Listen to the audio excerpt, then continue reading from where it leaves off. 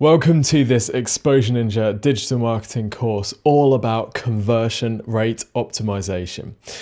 Now, conversion rate optimization is one of my favorite areas of digital marketing for the simple reason that there is no faster way to generate significant improvements in the results that your website brings for you than improving its conversion rate.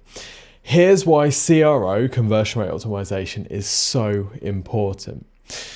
In almost everywhere else in digital marketing, people are so focused on driving traffic to their website. So whether it's running Facebook ads or Google ads or doing SEO or blogging or social media, YouTube, Facebook, LinkedIn, whatever, everyone always focuses on traffic, i.e. getting more people to their website.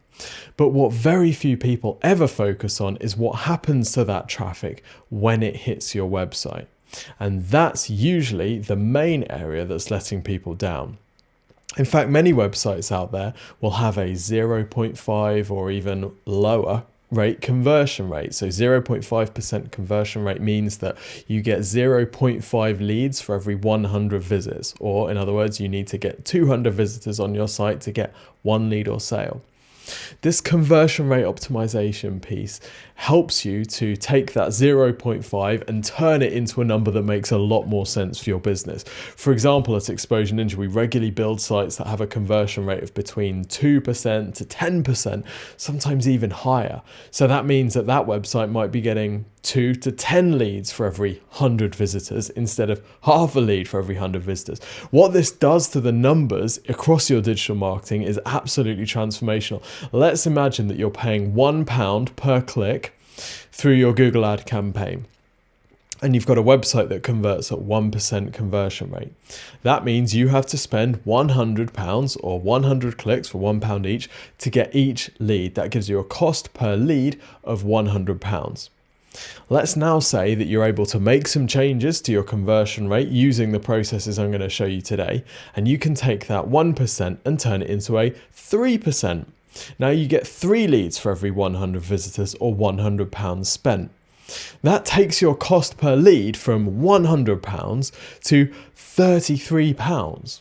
That's a huge difference. That means you can afford to spend more on your ads. It means that you can do other advertising that you maybe wouldn't have been able to afford to do at the lower conversion rate.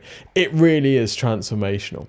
So I'm going to show you a whole bunch of stuff in this session. We're going to look at loads of different theoretical stuff, first of all, to give you some ideas about what your conversion rate optimization processes should be, and in particular, what the visitor lead sale process is going to be on your website.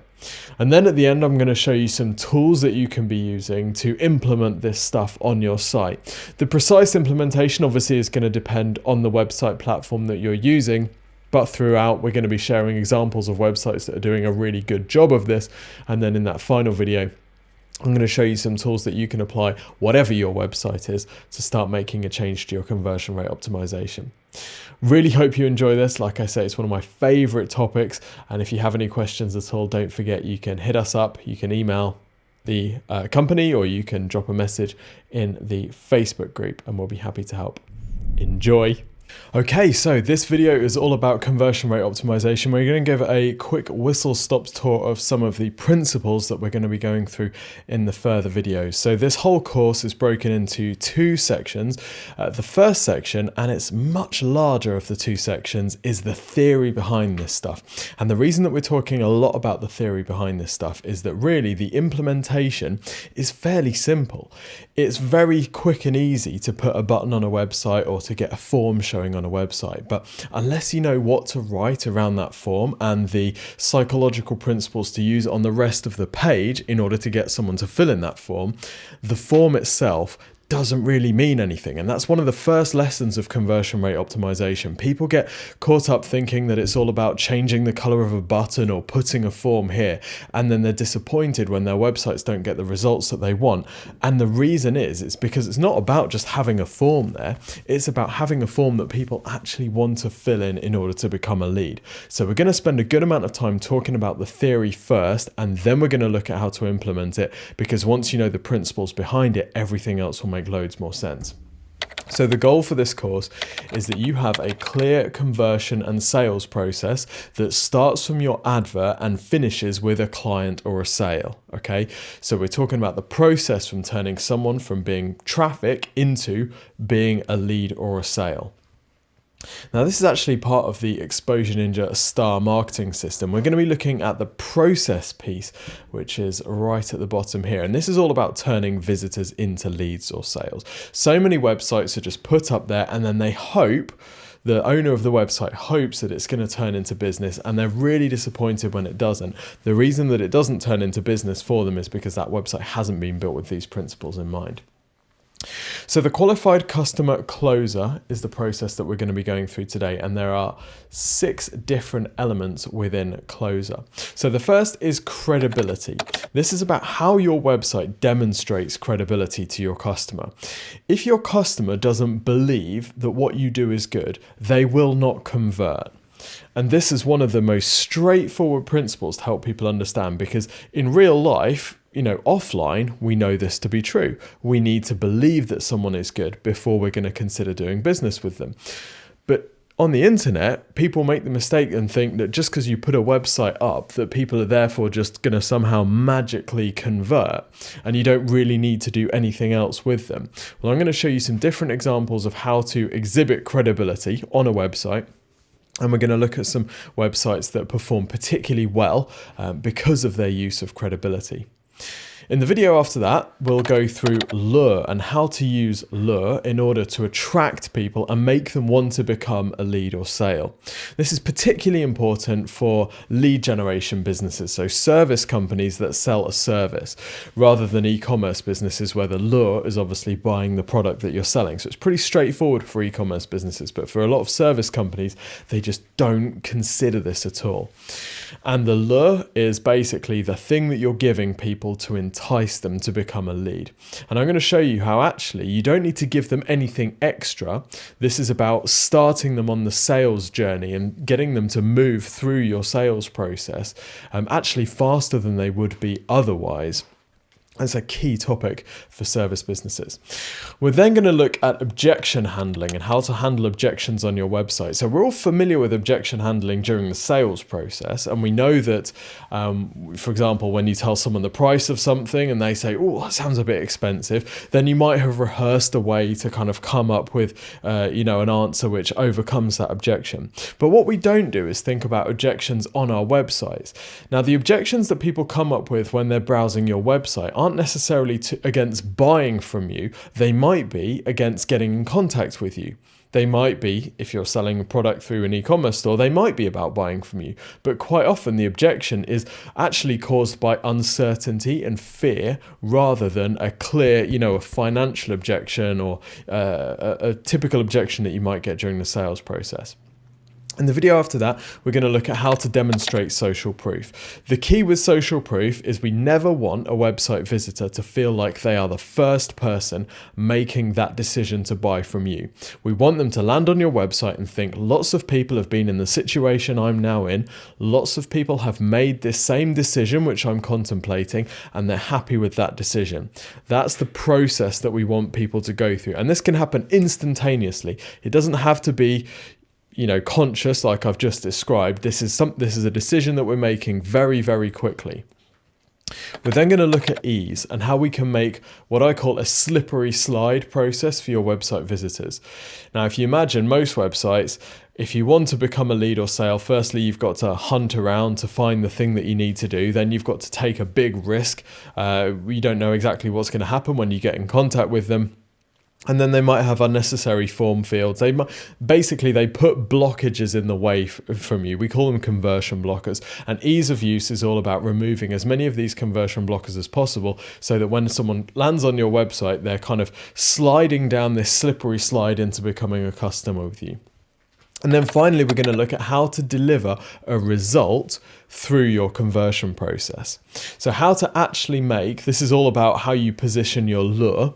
And if this sounds very theoretical, don't worry, it'll all become very obvious. But actually it's basically how to turn a website lead into a sale by building part of your sales process into this first step on the website. So by the end of this, you will have a very clear process for improving your website's conversion rate. I'm really excited about the impact that this could have on your business. For me, it's the biggest lever that you can pull in digital marketing, and it's also the thing that you should most often do before you start driving traffic, because anytime you're driving traffic, you're spending money or you're spending time on getting that traffic on your website. By running through this process and then going through the tools video at the end, you'll see exactly how to turn your website into a lead generation or sales machine, which will improve the efficiency of everything else you do. Into the next video, we're going to start looking at credibility. So first up, we're going to talk about how to increase your website's credibility. This is really important and so often overlooked by people. The basic principle that we want to work from is this: if we don't give visitors a reason to believe that what you do is good, they won't believe that what you do is good.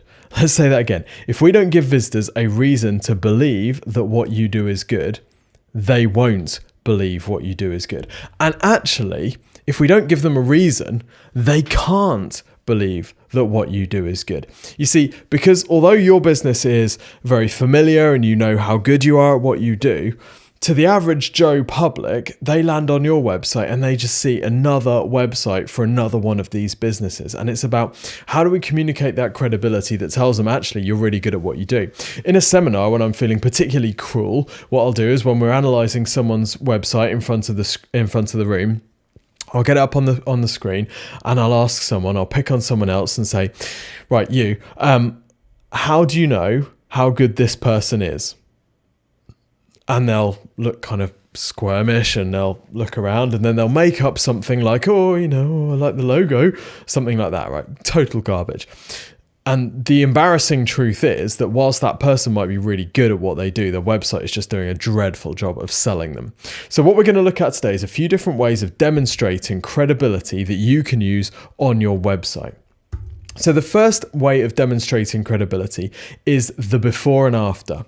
What we can see on the screen here are fitness before and afters. This is for a fitness camp run by an amazing marketer, a guy called Bill Phillips, he wrote a book called Body for Life, which is one of the most successful fitness books of all time. And he built a fitness supplement company called EAS, which he sold for $160 million. And the buyers then sold it on again for $320 million.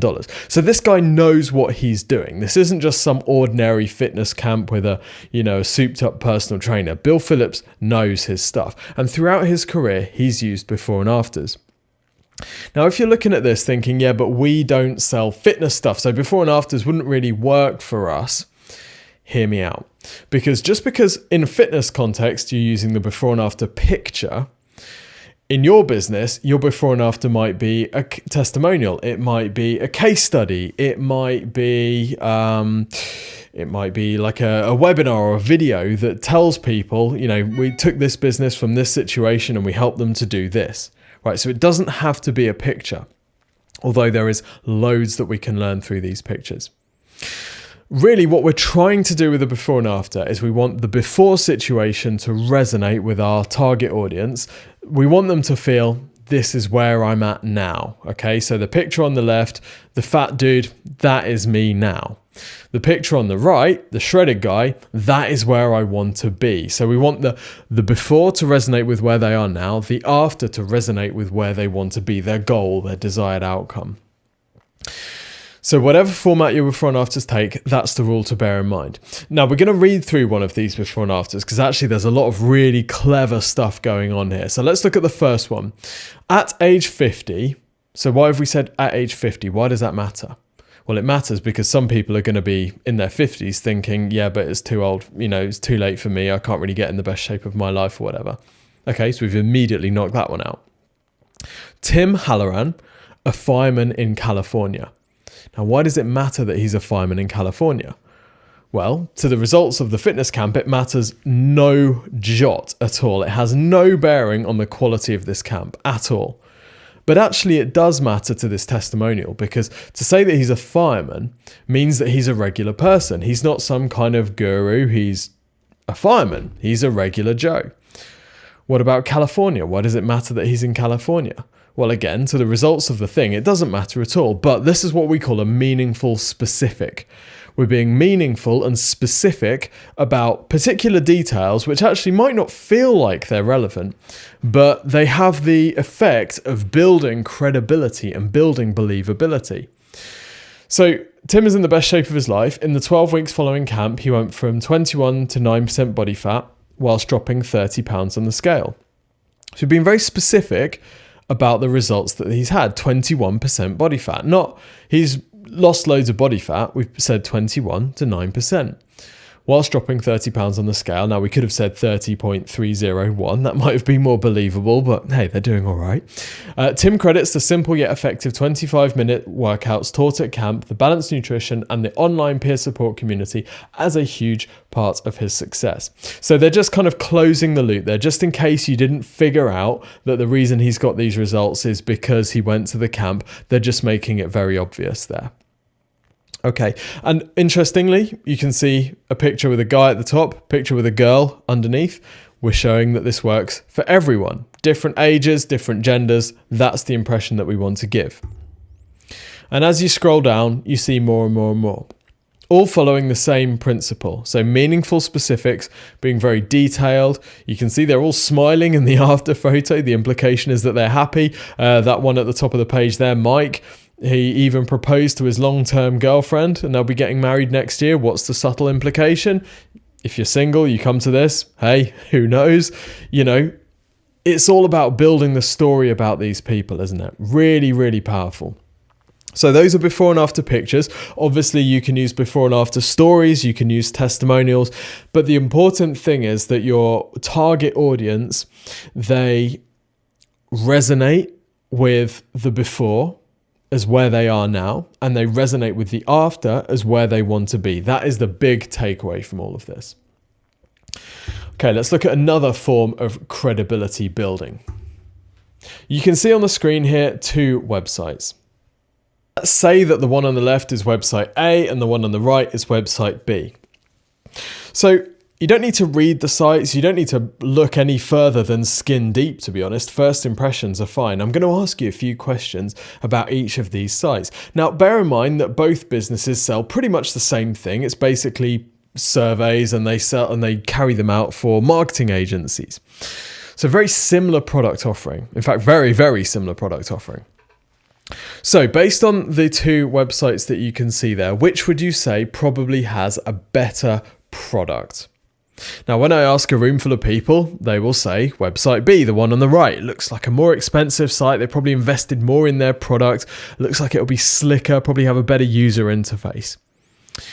And then I'll say, so what about customer service? Which of these do you think has better customer service? And again, people will say, well, B, because it looks slicker, it looks better. They've probably got investment or they're more successful. It looks like a bigger business. Website A looks a little bit homemade and a bit basic. So, you know, probably patching together their customer service.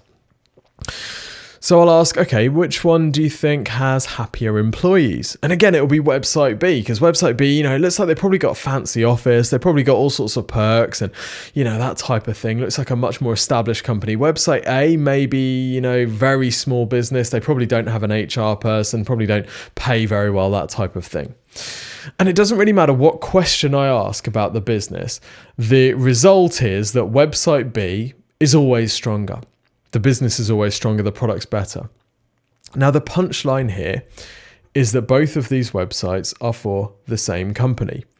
And in fact, this is a before and after of a website that we built for them. So we built this website, and it probably cost £4,000. And all of those first impressions, all of those judgments came free with the new website, right? So immediately people think the product's better. They think the customer service is better. They think the staff are happier. They think the online reviews are better. They think the wait times and the call queues are shorter. Every metric, doesn't matter what you ask, every metric, the perception is that it is higher. And it's purely because of the first impression that the website gives. Isn't that interesting? Doesn't that just show us how judgmental we all are on first impressions? And people get a bit funny about this. People get a bit offended by first impressions and judgments. And they'll say things like, Yeah, but we shouldn't judge people on first impressions. We shouldn't judge people on their appearances. That's not a nice thing to do. Well, it may not be nice, but from an evolutionary perspective, it's actually programmed into us. We're actually programmed to be judgmental about people. It's actually really efficient because, on the whole, you can actually tell a lot about someone from how they look. So, whilst we might not like the fact that people are judging our business on the first impression of our website, well, until they have any other information about our business, they really have nothing else to go on. So why would they not judge our entire business, every aspect, on the look and feel of our website? People also get, you see Instagram quotes saying, you don't judge a book by their cover and all this type of stuff. That is exactly what book covers are for. So if your website looks like website A, you've got an issue because people are judging you negatively, right? And by the way, a quick word of warning for those who've built their own websites. Unfortunately, you're not able to accurately judge whether your website looks like an A or a B.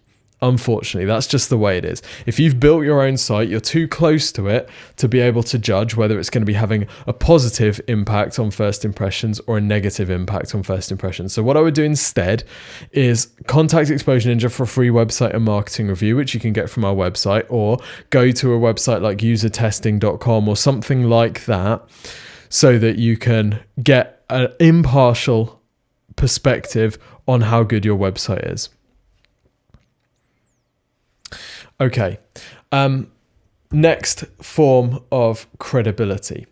Here on this website, we can see logos of the organizations that this company has worked with. So we can see NHS, Deloitte, Lafarge, Appetito, BBC.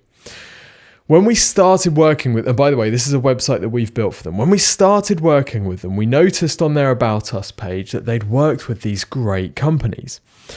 But they weren't shouting about this. You had to dig around on their website to find that information.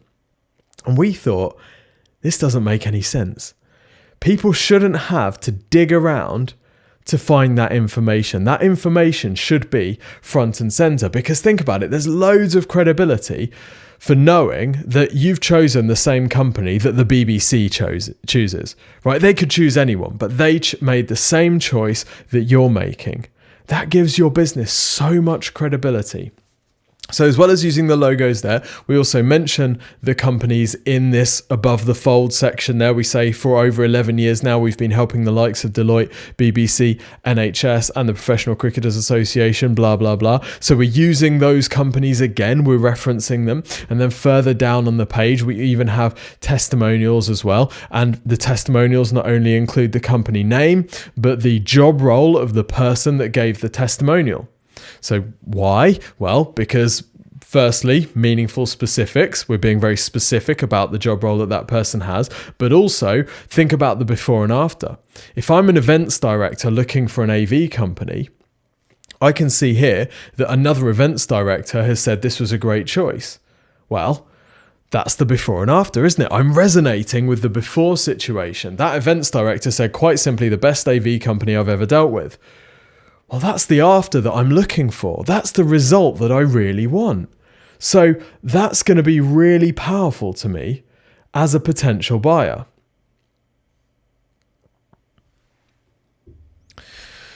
So testimonials, really important. And these are essentially before and after testimonials. Really, that's what we're looking at here. Okay, next example. Logos and awards and reviews. So here we've got some awards. This is on the Exposure Ninja website, some awards that we've won and also some reviews from Google. Great source of credibility, immediate shortcut to credibility, and a good way of showing your target audience that you're really good at what you do. Another form that you can drop into there.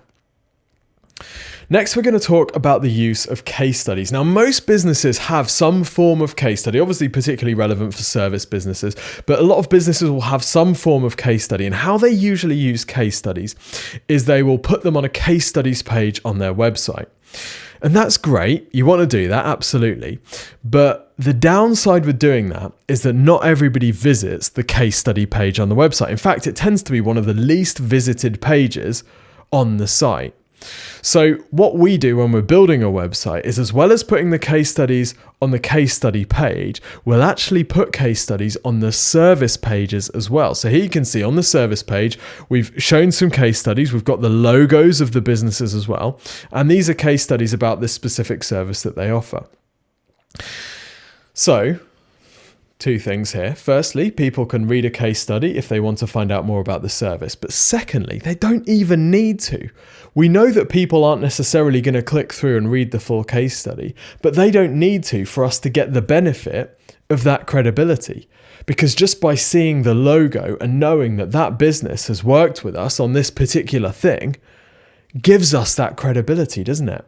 So it's a great way of manufacturing and kind of making the most of credibility and putting them on every single page of the site. So you really can't overuse case studies. They're such a powerful tool to build credibility. So the question that we'll often get at this stage is, well, yeah, but we're a new business. We haven't really got many testimonials. We haven't done much work with people yet. So what if you don't have testimonials? Well, the good news is there's a few different ways of picking up what we'd call alternative credibility. The first way is through nailing someone's problem, basically hyper niching. Let's say, for example, that you're an accountancy firm and you really want to work with technology startups at the early stage that are looking for investment. Okay. So let's say that on your website, you said something like, we work with early stage tech startups to help them improve their numbers so that they can secure investment. Now we've worked with various different investors before, and we know exactly what they're looking for, so we can help you develop this, and we can help you put your numbers together so that you can get the investment that you're looking for and so that you can grow your business. Now, what we've just done there is we've completely nailed exactly what our customer is after. We've described their problem in so much detail that we immediately build credibility. So my friend Big Chris, he goes to like palm readers and stuff like that. When he sits down with a palm reader and the palm reader says, oh, so you've had this, this, and this in your life, she immediately has credibility with him. She doesn't have to get the testimonials out. She doesn't have to read case studies because she's described his situation so accurately. It's almost like it hits you. You're like, oh, wow. Okay, yeah. No, you really understand my situation. So it's a brilliant way of building credibility with an audience. The next form of alternate credibility is your background or your story. Now, I noticed a while ago when I was giving a seminar, if I mentioned the fact that I used to be a professional drummer, a certain group of people would come up and find me at the end of the talk and mention the fact that they had also been a professional musician, or they'd been a keen musician, or they'd been a drummer. And I used to get confused by this, but then I realized that actually, because they recognized an element of my story, that produced a bond. That made them feel like actually we were close, because they were like, oh yeah, you're just like me.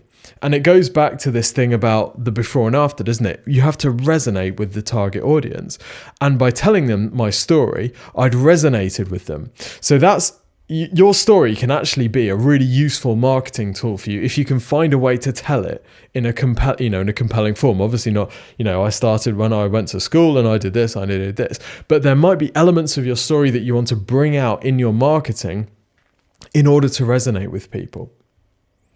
And the third form of alternative credibility is celebrity endorsement. Now, I'm not talking about, going on Instagram and paying Kylie Jenner $1 million to promote your tax advisory service or anything like that. That would be a dreadful use of money. What I mean by celebrity is somebody that has credibility with your audience. So they already have credibility with your audience. Your audience knows, likes, and trusts them. So they may or not be technically famous. They might be an industry figure. They might be someone at a publication that your audience looks up to. Here's an example from the consumer world. This is obviously Alan Titchmarsh. And in this picture, he is selling life insurance. Good old Alan.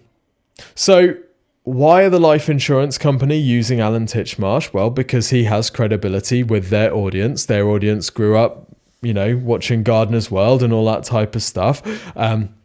And they looked at Alan and they watched him every Friday night, and they built trust. They built a bond with Alan. They feel like they know him. So when they see his smiling face here in his gilet holding his mug, they go back to that time. They trust him. They love him. So when he says, oh, I'm selling life insurance or whatever, that immediately builds credibility with the life insurance company that they wouldn't otherwise have. Okay, huge instant bond built there. And by the way, why is he holding a mug? He's holding a mug to make him look less like a salesperson.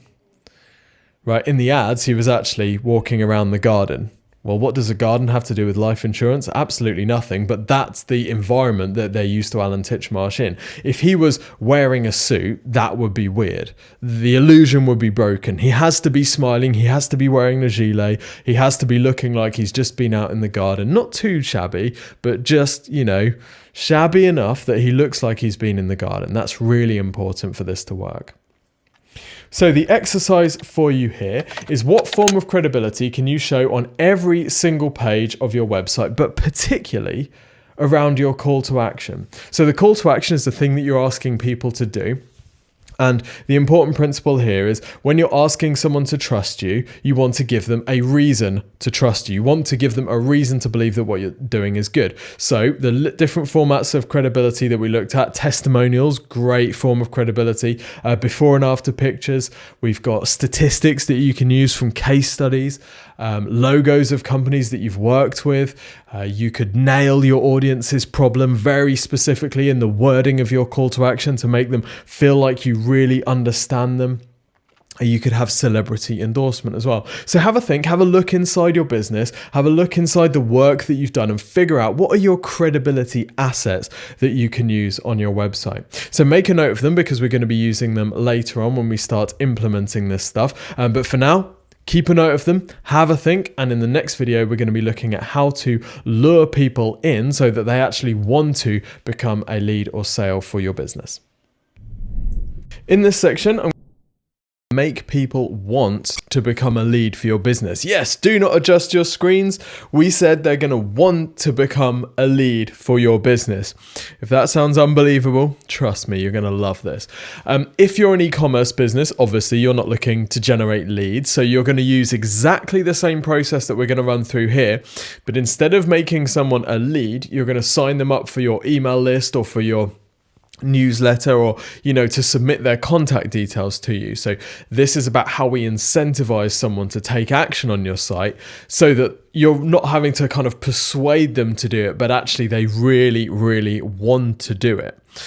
And this is very important. So we're going to be talking about giving people an attractive lure.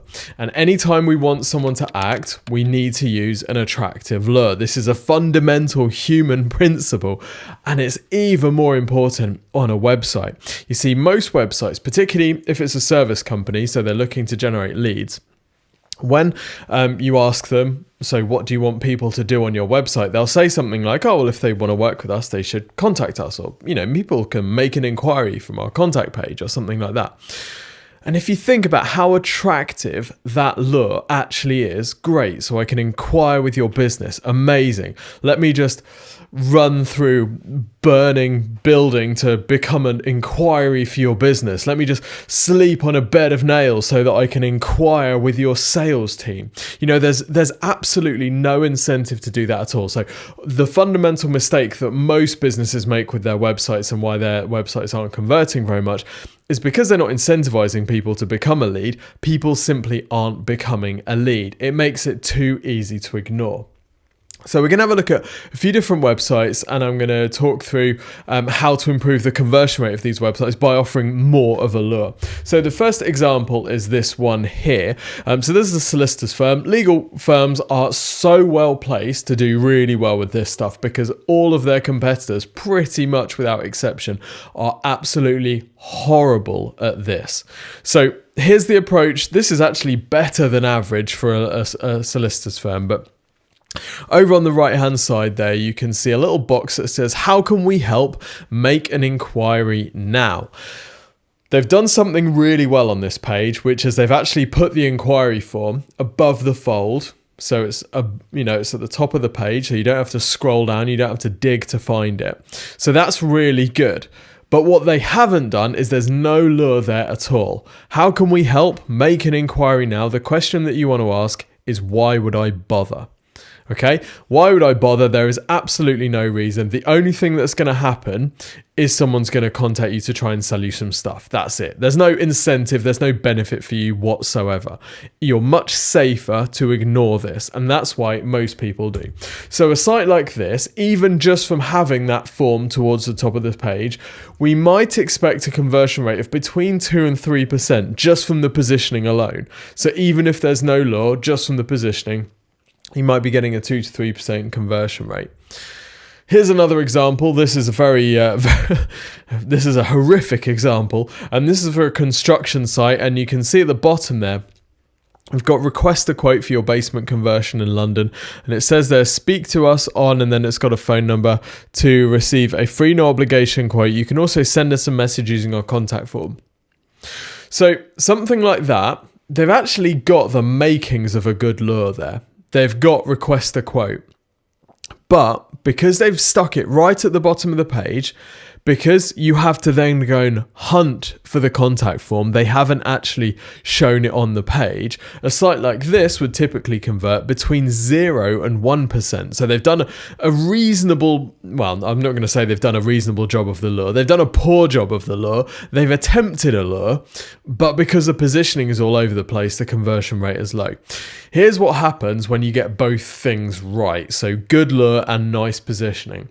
So this is obviously this was a client of ours during the PPI claims period, which was a gold rush for claims companies. People made a lot of money during this period, and our client was one of them because of the stuff that we worked on with them. So you can see what the call to action is on this page. Have you had PPI? And then you can see that big headline, we find out if you had PPI. So what's the lure? What do you actually get when you become an inquiry? Because actually what they're really saying is inquire with us, right? That's what you're actually doing. But that's not what it says, is it? It doesn't say inquire with us. It says we find out if you had PPI. So they're actually doing something. What do you get? Why would you bother? Well, because you will know if you had PPI. They will find out for you. This is a useful thing. If you think that you might have had PPI, the first step to getting any money is to actually find out if you had it. This makes sense. That's why this page, nicely presented at the top right hand side, exactly where we'd expect it, conversion rate between 10 and 15%. From some traffic channels, this was converting at 30%. So compared to the average, which is maybe 1-2%, well, average is probably 0.5% to 1%, 10 to 15%, as high as 30% for, in this case, organic traffic. Massive, absolutely massive, huge difference in lead volume. And, during the peak, this site was getting 400 leads a day. Got 200 leads in an hour after Martin Lewis made a program on TV and everyone went to Google and typed in cheapest PPI companies and found our client at the top and then fill in the form. So amazing. The difference is massive, but you can see there we've offered a more attractive lure. We find out if you have PPI. This one is even better. Find out how much you could claim. So subtle difference there in the wording from find out if you could claim or find out if you've had PPI to find out how much you could claim. And then of course the picture and the headline and all that stuff. This was actually a test site that we built, but converting at 33.7% across the entire site. Absolutely insane, because the lure is even more attractive. Okay, just to explain and just to kind of illustrate how important this lure thing is, I'm going to show you a split test that was done on the ADT website, so ADT alarms. So this is just to say, if your offering is very simple, it's okay to make it simple, right? You don't need to overcomplicate things. So the call to action was book a free survey, and what they wanted to do was test to see if they could improve the conversion rate, test to see if they could get more leads just by changing the wording there. So book a free survey. What's the implication? When you think about a survey, what do you anticipate happening, right? You probably expect someone coming around to your house.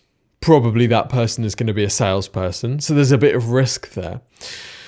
You expect that you're going to be sold to, yes, and you probably expect some kind of in-person contact rather than, if we were to just say, get a free quote, that could just be, you fill in some info and then you get something straight away, and it's all email, you don't have to talk to anybody, no one's going to try and sell you anything and all that type of stuff.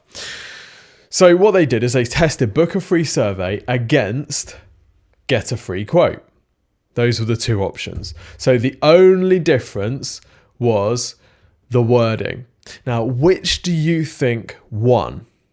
Book a free survey, you could argue that has a more attractive lure, potentially, because a survey might have a higher perceived value. But what you've got to think about is what's the perceived pain of getting that survey? What's the perceived pain? What's the perceived risk? Well, switching out for get a free quote brought a 60% uplift. Now, here's the thing. For ADT, they'd already established a need in their customers' minds. People already knew that they were interested in ADT. They already knew that they wanted this thing. All they wanted to do was get a price. So rather than overcomplicate things with book a free survey, take a step too far down that buyer journey, the first step, just to give people a price so that they could disqualify if they needed to. So we're going to run through some exercises in just a minute to help you figure out what your lure is going to be, but what are you going to offer people which is going to be attractive enough to actually make them want to become a lead. They're going to be desperate to click on that button because you're offering something that they actually want. Before we do that though, I just want to give you a rule or a couple of rules to think about. So the first rule is, if your audience doesn't know the scale of their problem, your process helps them figure it out. So what does that mean? When a business comes to Exposure Ninja, quite often they don't know what digital marketing they need, and they don't know what the potential of digital marketing is going to be for them. That's why in our marketing review, we say we're going to help you identify what your competitors are doing. We're going to show you all the holes in your own digital marketing. We're going to show you what's possible. Okay.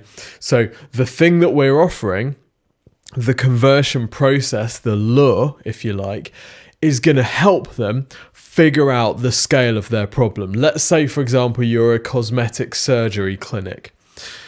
People won't know what the outcome will be from the treatment or the surgery that they're thinking about. So your lure might be helping them by, we're going to have a free consultation and create a mock-up or create some, I don't know what the word would be in cosmetic surgery, but it would be some kind of mock-up so they can see the results of what they would get. Exactly the same for, say, architecture.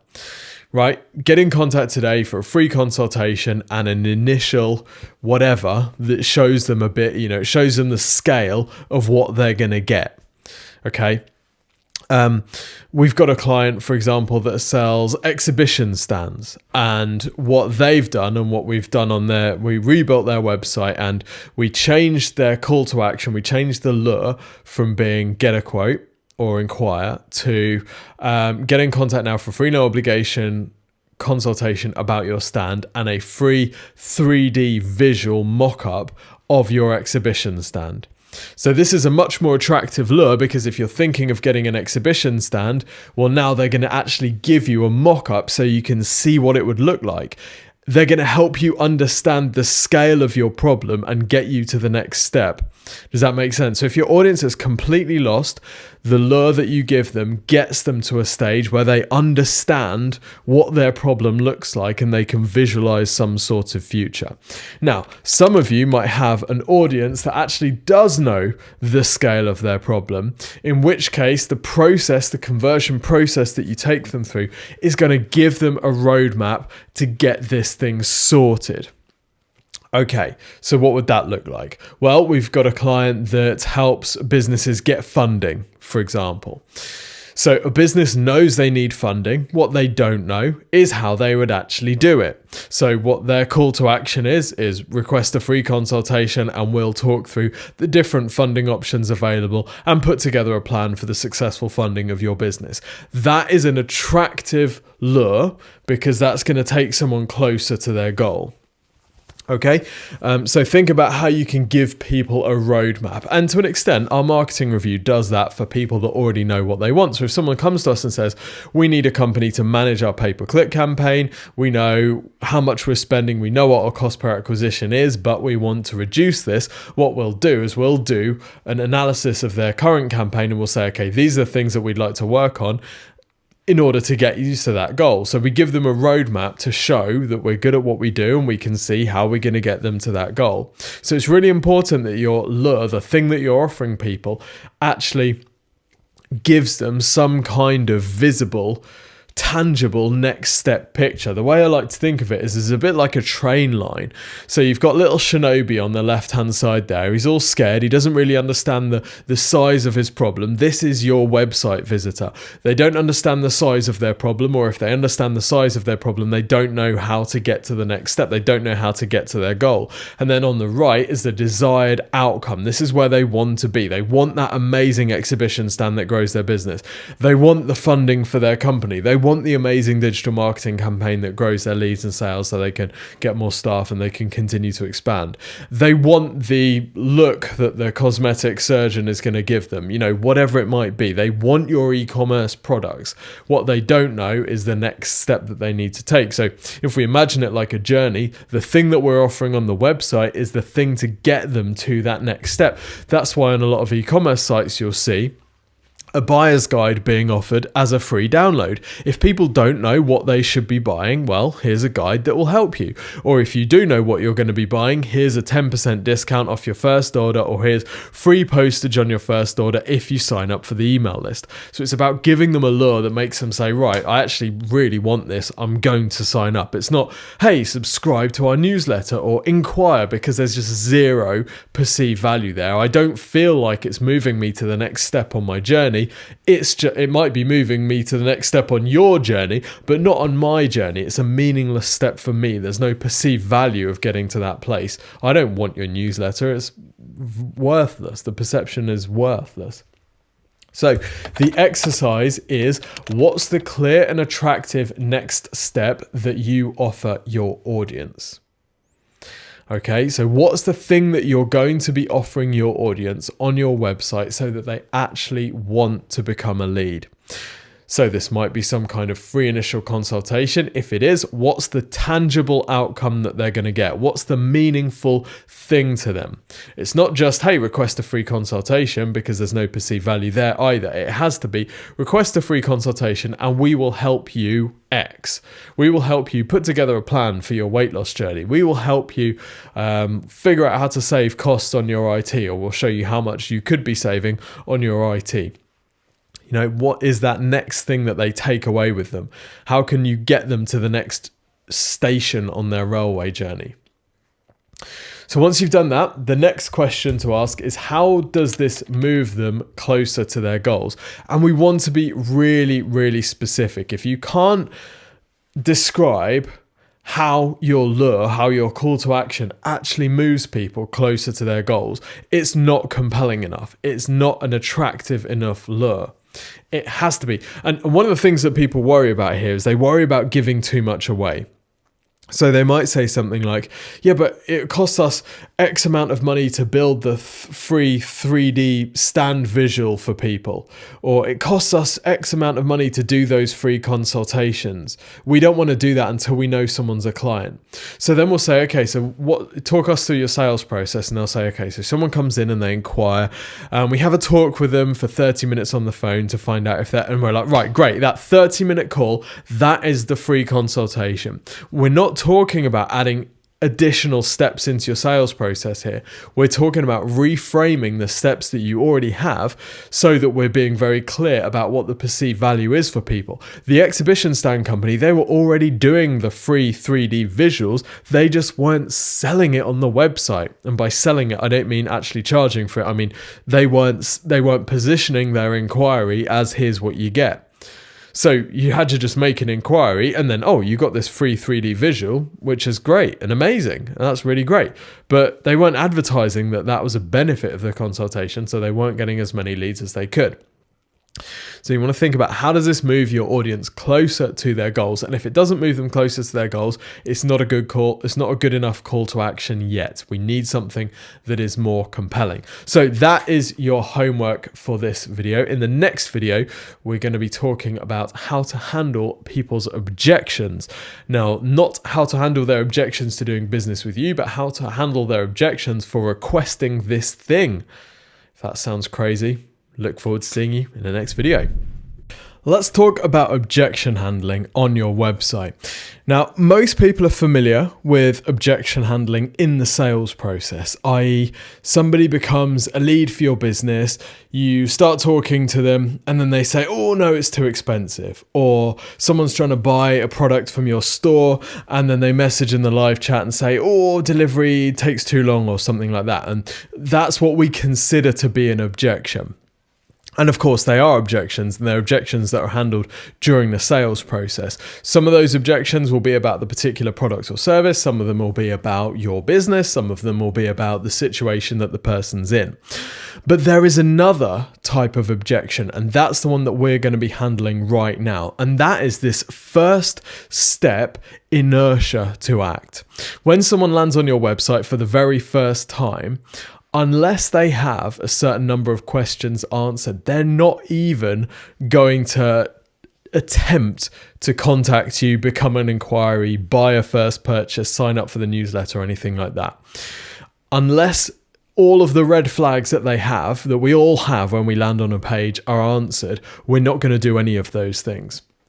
How I like to think of it is, on the one hand, Shinobi has this goal that he really, really wants to get, which is whatever your product or service delivers for him.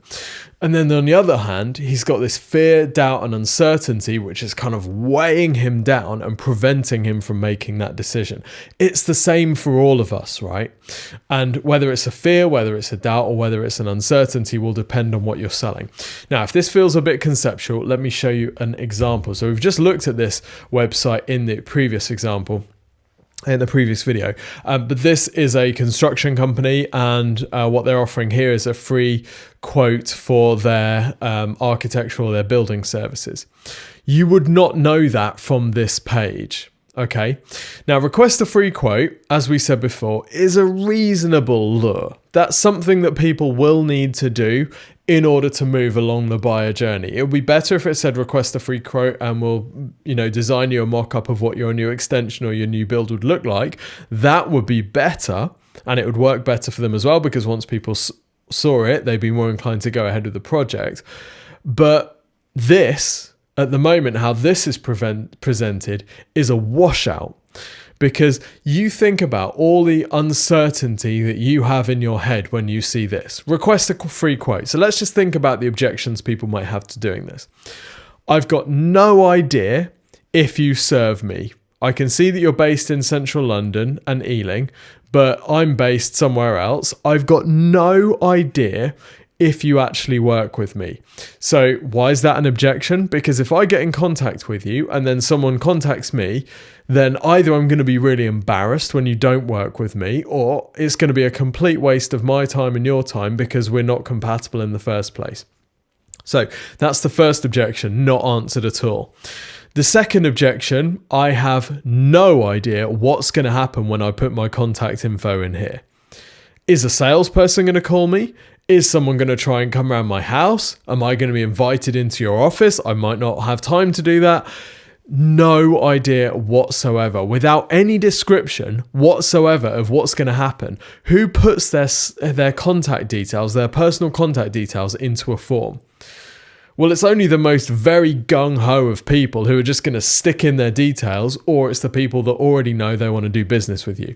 And for those guys, you don't need to worry about conversion optimization at all. You just need to give them a form because they're just ready to go. But that's not the people that we're targeting here. We're targeting the people who are on the edge, who don't know whether they want to buy from you or a competitor, and we need to answer these objections right away. Otherwise, giving them this free quote form is pointless, because a large percentage of them are going to say, I have no way of knowing if this is the right thing for me at all. Now, here's another one, a pretty typical approach. We're going back to the claims world here. We've done a lot of work in the claims world, and I think everyone kind of understands it. So that's why we tend to use it as examples. So cycling accident claims you can see here, and it talks a little bit about what an cycling accident claim is. It talks about some of the dangers of cycling accidents, and it talks a bit about their experience with cycling accident claims. Now, the call to action button says start my claim. Let's think about the objections to that. Firstly, I've got no idea if I've even got a claim. Find out if you could claim would be a much better call to action here. Find out how much you could claim, even better. Start my claim is too high commitment. I don't know if I've got a claim, and what I'm not going to do is just start my claim anyway in case there is cost to me, or it's going to be really embarrassing for me when I come into your office to, sign on the dotted line and they're like, oh, actually, you're not even injured, or, oh, your thing isn't relevant because you were not doing this, There's just no way people can do this. So they've gone to all the work of, laying out the page right, and they've got the sales copy and they're driving ads to it. But the button is a complete washout because it's asking people to do too much and they haven't handled the objections to doing that thing. Okay. What I like to think about is this. So we all know what to do in this situation, right? Social convention tells us here are some reasonably dry but probably pretty good chocolate brownies, and they've got cocktail sticks in, right? So we know that we are supposed to take one of those, and we know that that's going to be free of charge. No one's going to come around the counter and shout at us for eating the food from the counter. Now imagine for a second that those cocktail sticks were removed and it was just a bunch of brownies on that plate. What happens to the conversion rate now? Well, some people will just take the brownies because they are just life's takers, and they will just assume through whatever reason that they are supposed to eat these brownies. Some people will ask, oh, are these trials, are these little tasters? But remember, with that question comes embarrassment, the fear of embarrassment, potential embarrassment. So some people, they won't even ask, they won't take, they will just assume no. Because whilst the brownie looks delicious and I really want to eat it and I'm really hungry, if someone does come around the counter, or someone looks over and says, oi, what are you doing? Or that's going to be £5, please, then there's embarrassment there. So the fear of embarrassment, if you took those cocktail sticks out, completely destroys the conversion rate. And it's exactly the same with the website. What we need to do is remove any of those potential fears so that it's extremely obvious and inviting about what you're supposed to do next. Better still would be a little tablet thing that says, try some of this delicious Fat Witch walnut brownie free of charge. And then a little price thing, or a little packet that they can then buy when they like it. That would be great. But, let's do one thing at a time here. So here's an example of a site which does a pretty good job. They do a pretty good job. So this says, free claim assessment. So we're still in the claim space because then we can just nice and easily compare different calls to action. If you think you may have a personal injury or clinical negligence claim, we're able to offer you a free claim assessment. Please complete the following form to the best of your knowledge and in as much detail as possible, and one of our specialist solicitors will contact you to discuss your claim. Our aim is to make the process of starting a personal injury claim as simple and straightforward as possible. If you're struggling at any point during the completion of this questionnaire, and you wish to speak to a solicitor, do not hesitate to call us on that number. Okay, that's pretty good, right? They're saying we're going to offer you a free claim assessment. Now, what they're not doing, claim assessment is a slightly technical term.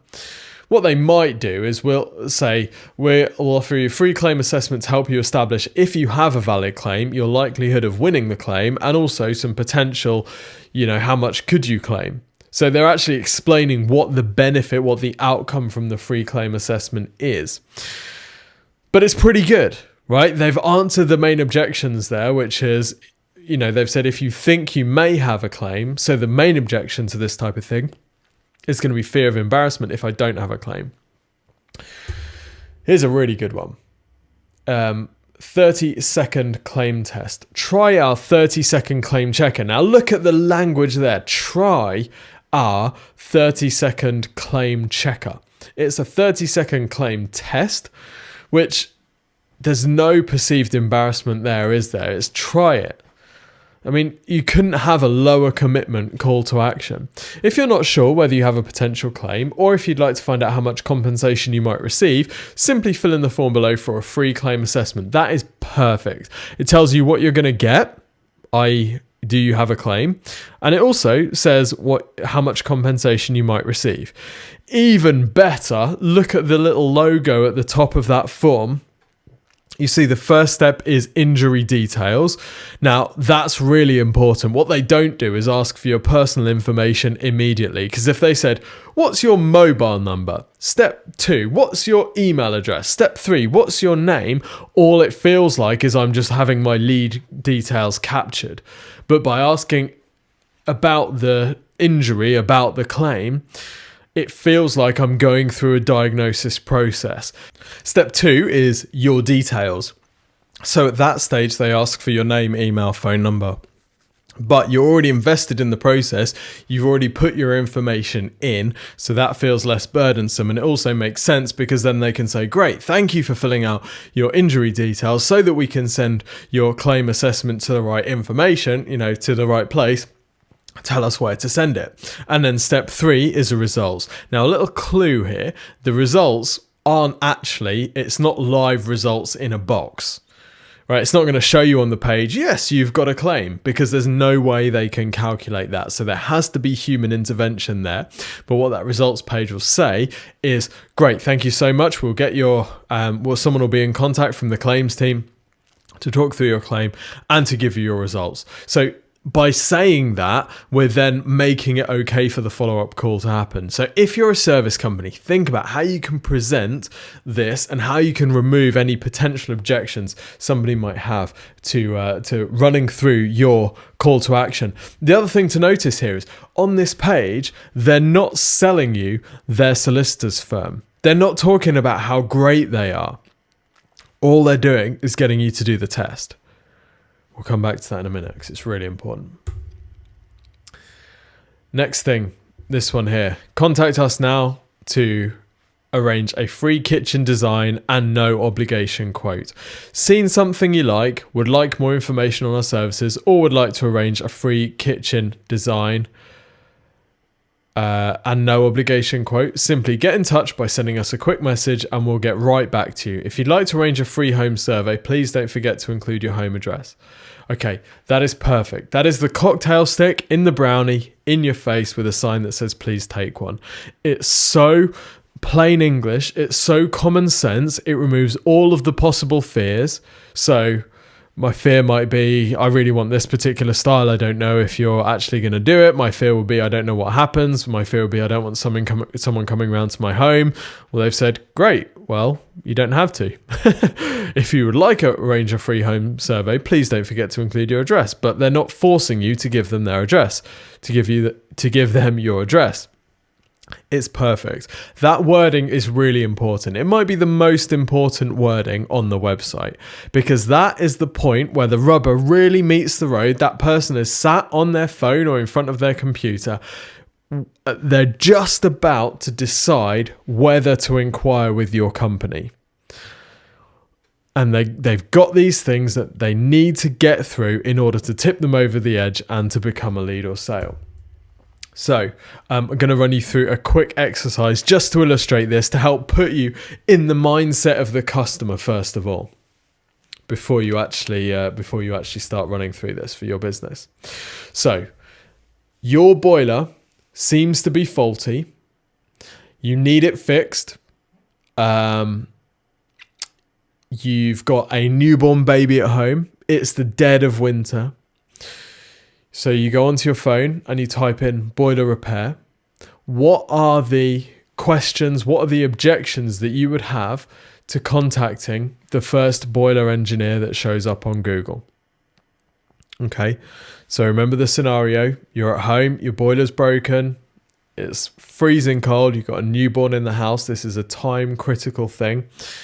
You type into Google, boiler repair in your area. Up comes a website, you click on it and it says whatever, get in contact, request a quote, whatever the call to action is. What are the things that you need answered before you will get in contact with someone? So usually people say things like, we need to know approximately how much it's going to cost. We need to know how quickly they can come, because that's really important. We need to know, is the person good, reliable, who is actually coming out to do the boiler?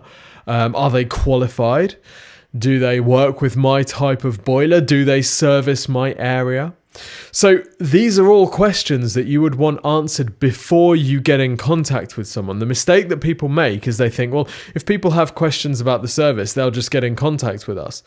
Well, a very small percentage of people will just pick up the phone and just call anyone and ask them all of the questions that they've got. But most people will do some initial, not even going to call it due diligence because that sounds too deep.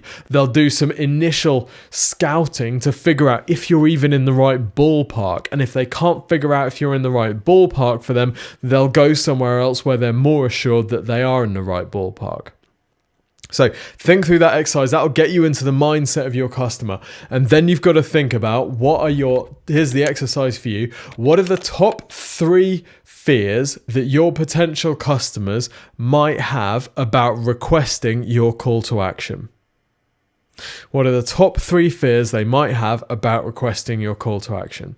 So feel free to stop the video while you go through this. It's really important. For Exposure Ninja, for example, the fears that people would have about our website and marketing review, which is our call to action, would be something like, firstly, it's going to be rubbish, low value, right? It's free, so how good is it going to be? It's going to be a waste of my time. The second fear they might have is, it's nothing new. I've seen these free reviews before, right? There's loads of these out there, so no big deal. The third fear they might have is that someone's going to pitch me. Right, so this is just a thinly disguised attempt to get my contact details so someone can pitch me. Okay, so when we position our free website and marketing review, we take these 3 objections head on. We say, contact us today for a free website and marketing review. It's amazing. There are over 400 5-star reviews on Google and Facebook. So we've taken away rubbish and low value. We'll say something like, if you've had a free website review before, this one is completely different. One of the team will actually record you a 15-minute video showing you how to improve the volume of leads and sales through your website. And they'll put together a prioritized step-by-step plan that you can follow to do that. Okay, so you've just taken away the second one, which is nothing new, because no one has ever recorded them a 15-minute personal video showing them how to do this. And then we say, and this video will be emailed over to your email address. Okay, i.e., you're not going to have to sit in a room with a salesperson who's on a commission trying to pitch you on something, calling it a free website review. Okay, this is going to be genuinely great. You're going to get a video. It's going to be sent to your email inbox. You know exactly what you're going to get. Okay, so we take those 3 fears head on. So the next part of your exercise is, how can you overcome each of these objections? So each of the 3 objections that you've come into, how can you overcome them? So it might be by using a phrase like no obligation. Okay, that overcomes the someone's going to pitch me thing. It might be by, again, the someone's going to pitch me thing can also be overcome by some wording like to see if you might be eligible for, or to find out if we might be a good fit, you know, things like that, where there's the perception that you're both kind of interviewing each other, removes some of the fear of being pitched. Okay, apply for a discovery call. You know, phrases like that feel low pitch. If you're an e-commerce business and you're looking to generate leads for your newsletter, for example, you might be offering a discount. You might be offering like a 10% discount if they sign up for the newsletter. Now, the objections that you might have might be things like, you're just going to spam me with stuff. So you might say, we send out occasional tips on how to do X, i.e. valuable things that we're going to teach you how to do. We're going to give you information and valuable stuff that gets you closer to your goals. So you've overcome that thing with, I'm just going to get your stupid freaking newsletter where you just pitch me the same stuff twice a day for the rest of my life. Well, that's low value. So we need to talk about what they're actually going to get, because the fear of the unknown is the worst there. If you don't tell people what they're going to get, they input their worst fear and assume that they're going to get that. Well, you don't want to do that. You don't want them to do that. So you want to tell them exactly what they're going to get. The next thing to do is to think through what is the exact process. One thing at a time. What is the exact process that someone needs to go through in order to get your thing? So, for example, if you're offering a free consultation, here is some wording that you can use, which we've found increases your conversion rate. For a free no obligation consultation, fill in the details below, and one of our team will be in touch to arrange a consultation at a time of your convenience via phone, Skype, or in person. Okay, so what we've told them there is not get your free consultation, fill in your details here, because then there's the unknown. Well, what happens when I fill in my details? It says someone will be in touch to arrange a convenient time for your free no obligation consultation via phone, Skype, or in person. So we've handled multiple objections there. I don't want to go in. This is confidential. I don't have time. You know, fine, convenient time for you. So think through what's the exact process they'll need to go through, and if there could be any objections in that process. Free site survey. Think back to the ADT example that we looked at in the previous video. What's the objection? Well, it's probably someone coming round to your house. Okay, so by saying free quote, you've just removed that. Because now I don't assume that someone's going to have to come around to my house and is going to potentially pitch me and or steal the stuff from my house. Right, I'm not going to have to take a day off work for that, waiting for them to turn up and they never show up. So what are the worst case objections and fears that people might have to requesting your thing? How do you overcome each one? And then what's the exact process they need to go through? If you've got a long process, or it's in person, or it feels risky, or the objections are serious, you're probably going to want to explain exactly what the process needs to be on the page that you're asking them to become a lead, just to remove any further objection they might have about that. Okay, great. So that is the next step. The video that follows this one is all going to be about how to use social proof, because what we want to do is show people that they are not the first person that's made this choice. So I'll see you in the next video. Using social proof is really important on your website anytime you're asking visitors to trust you. And when you're looking for them to become a lead or a sale, that is exactly when you're asking them to trust you. So what we're going to be talking about in this video is not just using social proof to sell your business, but using social proof to sell your call to action. Say that you're running an email list, for example, and you're an e-commerce business.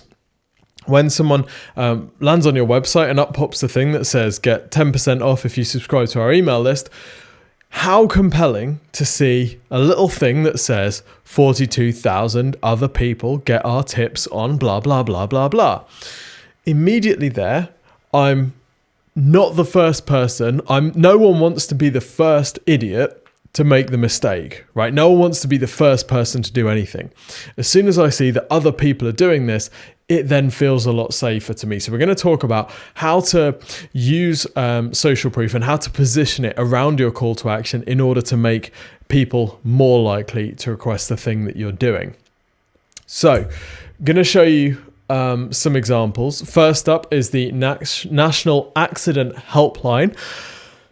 Really, really good example of the use of social proof. So, I mean, this is a great call to action for many, many reasons. You can see that the thing is called the compensation calculator.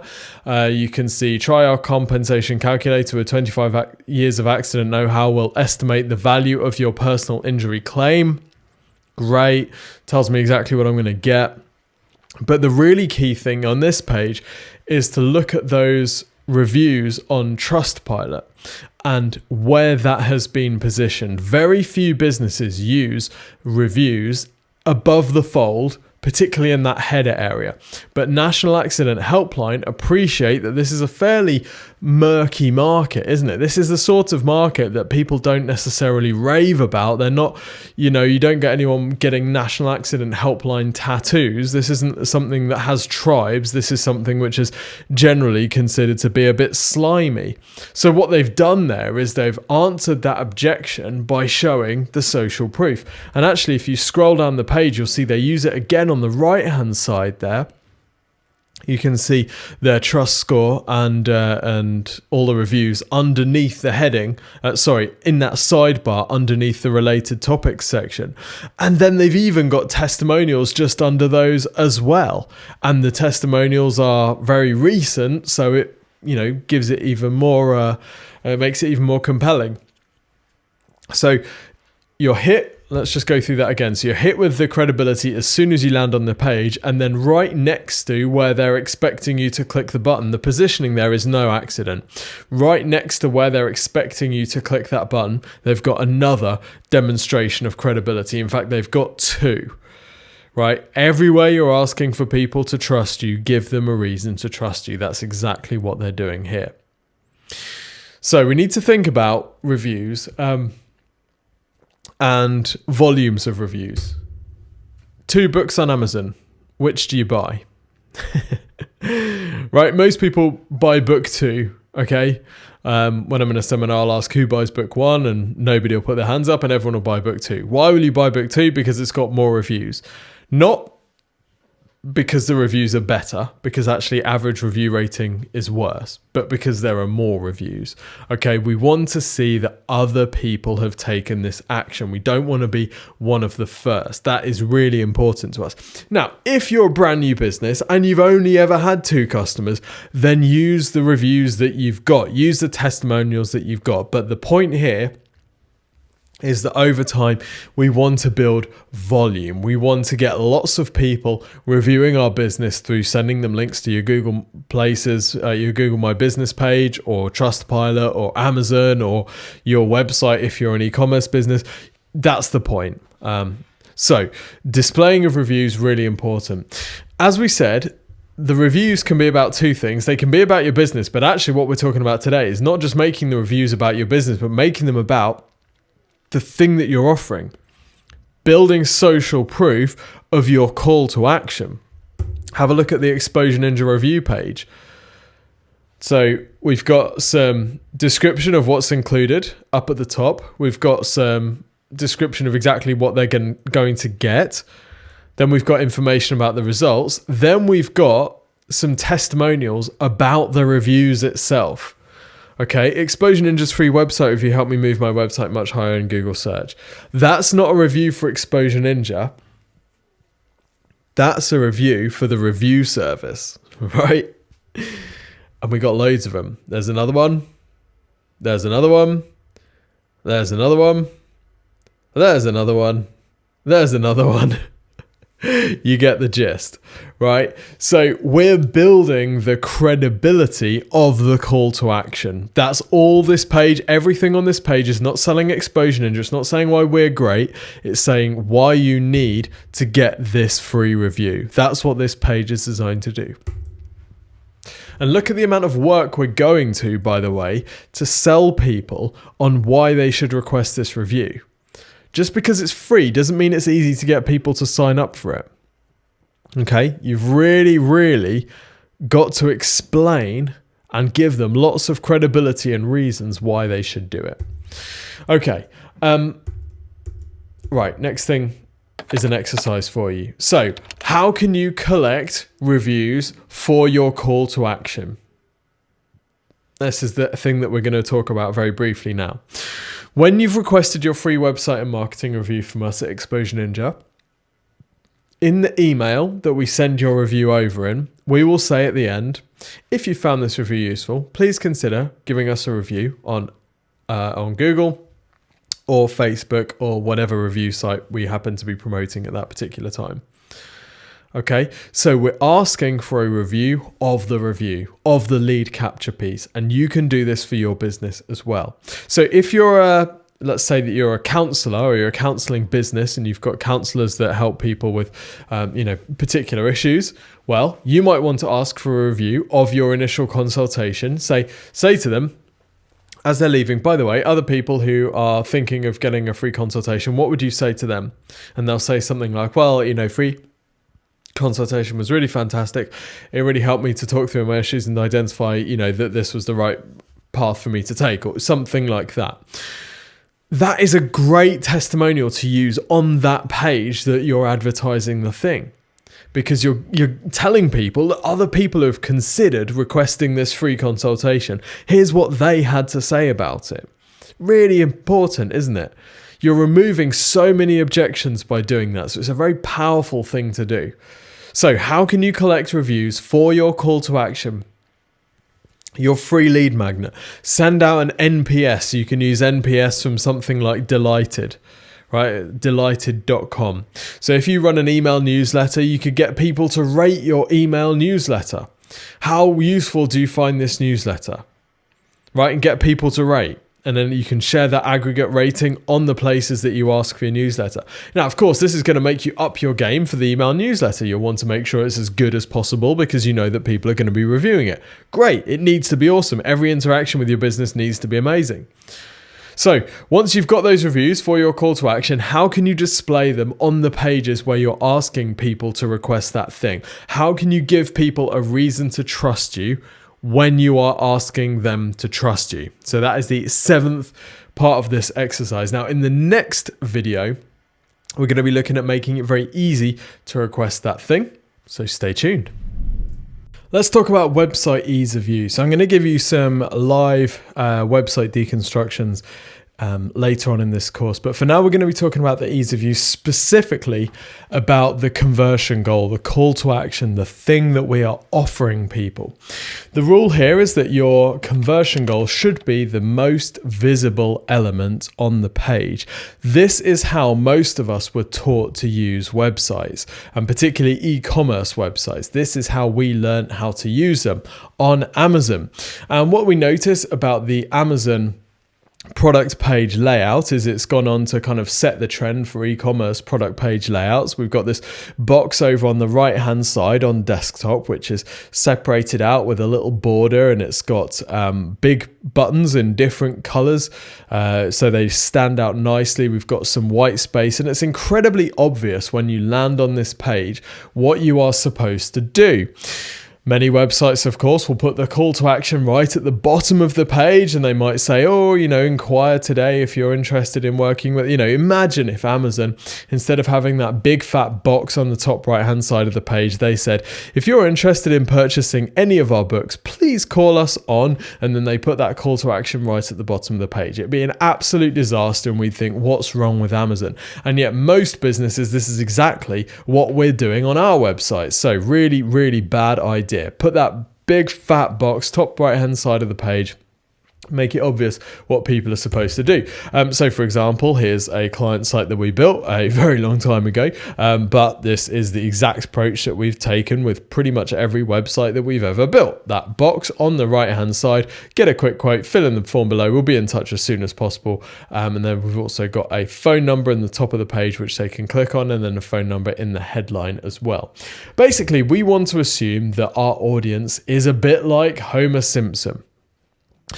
Now, people used to get a bit funny when I suggested that their audience acted like they were dumb and lazy, because they would say things like, yeah, but we sell to scientists. They're extremely clever, so they will find the call to action on our website. Or, oh, that's really cute, Tim, but actually, our business, our audience is actually fairly sophisticated, so they don't need to worry about this like call to action stuff. We find that people just contact us anyway. Well, that's great. And it's fantastic that we all have incredibly sophisticated audiences. But the reality is that it doesn't matter what you sell or who you sell to. If you watch user testing videos of people actually using your website, you will be blown away at how stupid they appear. Because here's the truth. When people are unfamiliar with something and they're busy and distracted, and by the way, all of us are always busy and distracted. When's the last time you ever told someone that you weren't busy, right? We're all busy. We've got 1,000 browser tabs open. Stuff is happening all over the place. We've got our phone distracting us. We've got people talking in the next room. The baby's been sick. The dog's crying, all this stuff. We're all distracted. And when we're distracted, when you watch the videos of people actually using websites, they all appear to be really dumb. We do this thing where we get people to talk through what they're seeing as they're scrolling around a site. And you're like, it's so obvious what you're supposed to do. Why don't you just click on the thing? And as they're talking through, you're like, how are you not picking this up? What's wrong with you? But what we've got to remember is, to them, it's completely new. They're totally unfamiliar. They don't know your business. They've never been on your website before. So in that situation, they all appear like Homer Simpson. Your website is incredibly intuitive to you, but not to them maybe. So we give Homer exactly what he wants, where he expects to see it. We don't beat around the bush. We just take Amazon. Amazon works well. Amazon has a good conversion rate and it's educated people on how to buy. We're just going to use that form. Now, it's worth kind of keeping in mind that creative agencies and creative design agencies are most often hired to come up with unique solutions. People want a website sometimes that doesn't look like anything else that people have ever seen. They want something completely new. And whilst I understand where that desire comes from, there are some things that we don't want to be a pioneer in. If you're going to be the first person to teach people to use a website that looks like yours, you're going to have a bad time. I remember talking to a client who'd they just spent a lot of money, and I mean a lot of money, a stupid amount of money, on a French creative agency to build them a website. And it was basically a legal firm, but they specialized in one particular type of law. And this website was beautiful. It did all these flashy things. As you scroll down the page, stuff would pop up. They had this menu system, which was really kind of quirky and original.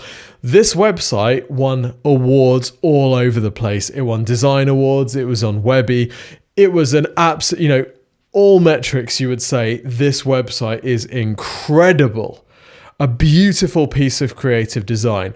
The only metric that matters, though, is conversion rate. As soon as we saw it, we said, well, this is beautiful, but it's going to need a whole lot of taking to pieces before it's going to work.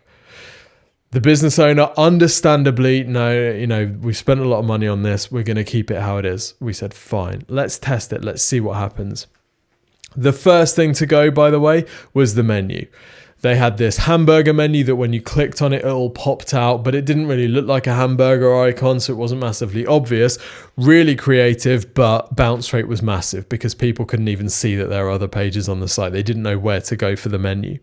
So there are times when you want to stand out, there are times when you want to be different, and then there are times when you absolutely want to toe the line and give Homer exactly what he wants, where he expects to see it. So the areas to stand out, be very, very, you can make a beautiful site, right? Here's a site that we built that people generally, think, wow, that's a great looking site, but it obeys the conversion optimization principles and it's not breaking the mold. It's giving people exactly what they expect to see, where they expect to see it, and making it really easy for them to use it. Ease of use is the most important thing.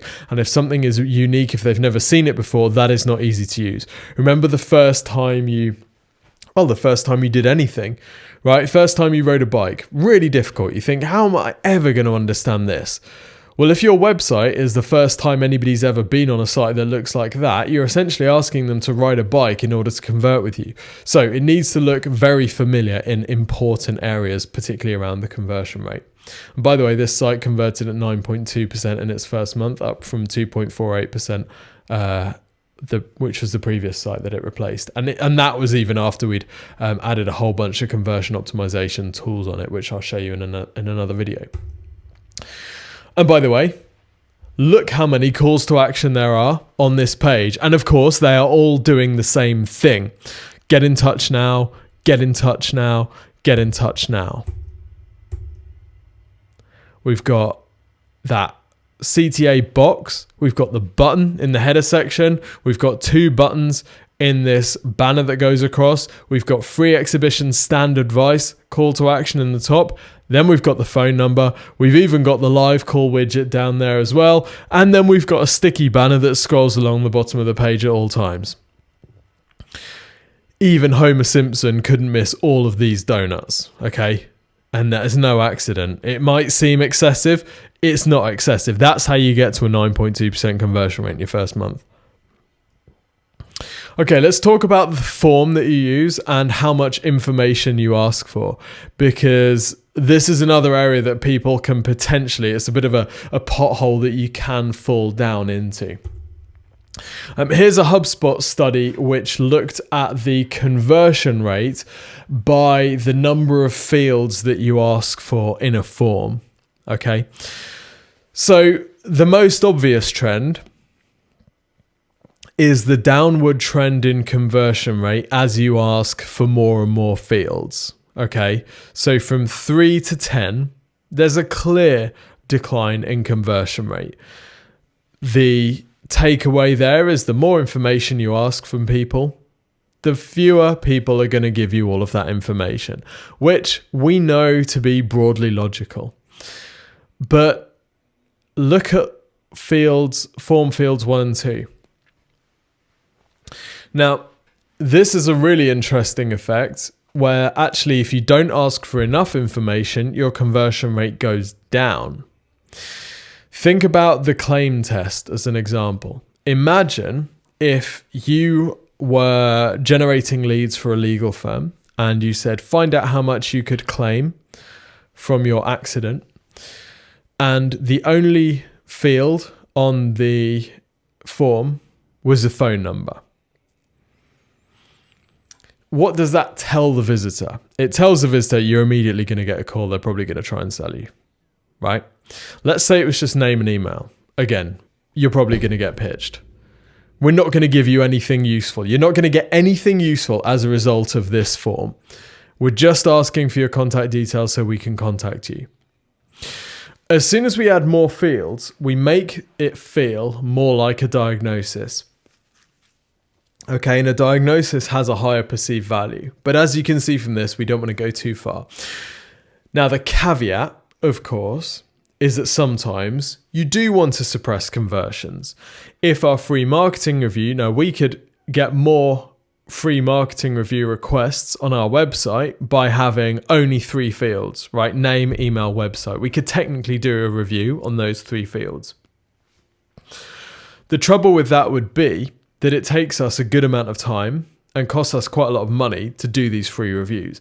If someone hasn't even invested the time to fill in a form, we don't want to invest the time in doing that review for them because chances are they might not even watch the review anyway when we do it.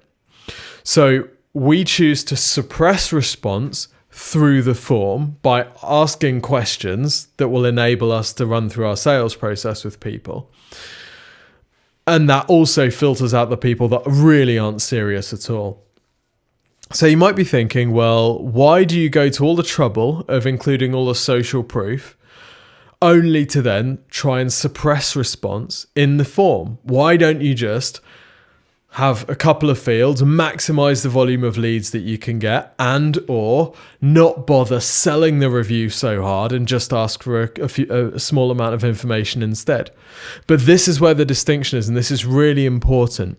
You want to do everything that you possibly can to sell the concept of your free consultation thing, because for the people who are serious, you want to do absolutely all that you can to get them into your pipeline, to get them through your funnel.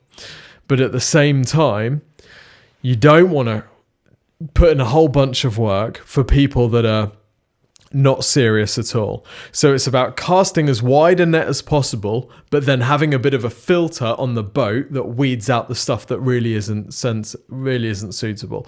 The worst thing that you could possibly do is your perfect client comes onto your website, doesn't see enough value in the thing that you're offering, and leaves. Right? You had them, you didn't convert them. Much better to do a really good job of kind of persuading them to go through your form so that actually they then have the momentum to give you the information that they need and show that they're serious. Now, here's another tip for you. This is the conversion rate by the number of text areas. So a text area is a space on your form where you're asking people to fill in information, right? They have to type things in. Now, the takeaway here is that the more text areas you have, you see conversion rate fall quite dramatically. i.e., if you ask people to type stuff in your form, you're going to get a lower conversion rate than if you give them the option to choose from multiple choice or choose from a drop down, things like that. So if possible, you want to ask as many of your questions in multiple choice or drop down format, so that you make it easy for people to request your info. So the exercise for you at this stage is to think about what's the minimum amount of information you need in order to proceed in the sales process with that lead or sale. If you're an email newsletter, you're going to want to ask for their name as well as their email address. You might also ask for their birthday, because then you can send them something specific on their birthday. If you just ask for email, then you might get a higher conversion rate. You may not. But you've then got to balance that out with the fact that every email they get from then on will not address them directly by name, which will lower the open rate of those emails and lower the read rate. Okay. If you're generating leads for a service company, you're going to want to ask for the contact information that you actually need. Now, I would say if you're going to phone people, ask for a phone number. If you're not going to phone people, don't ask for a phone number. Let's be honest about this. If you don't have a team that's going to give them a call, it's pointless asking for their phone number. All you're going to do is suppress conversions. Right? Or at least make the phone number optional so they can give you it if you need it. If they want to give it to you. So what's the minimum info that you need to proceed? So some of this will be information about their current situation. Basically, you're asking for enough to be able to qualify them. If you get a lot of leads, you have a high traffic site and you've got a sales team that can't keep up with everyone, you also want to ask some information that's going to allow you to filter or disqualify, right? So this might be around budget. If you're dealing with companies, what's your budget for this thing? Then you can disqualify people that choose one of the low budget options. Okay. So the rule here is only ask for the info that you're actually going to use. Don't ask for anything that you don't need, because it's just going to suppress conversions, but make sure that you're asking for enough stuff that your sales team can qualify or disqualify as they need to. Okay, in this video, we're going to talk about the concept of turning your leads into buyers and how you actually structure the thing that you're offering on your website so that it actually results in a sale and doesn't just bring you leads that you don't really know what to do with.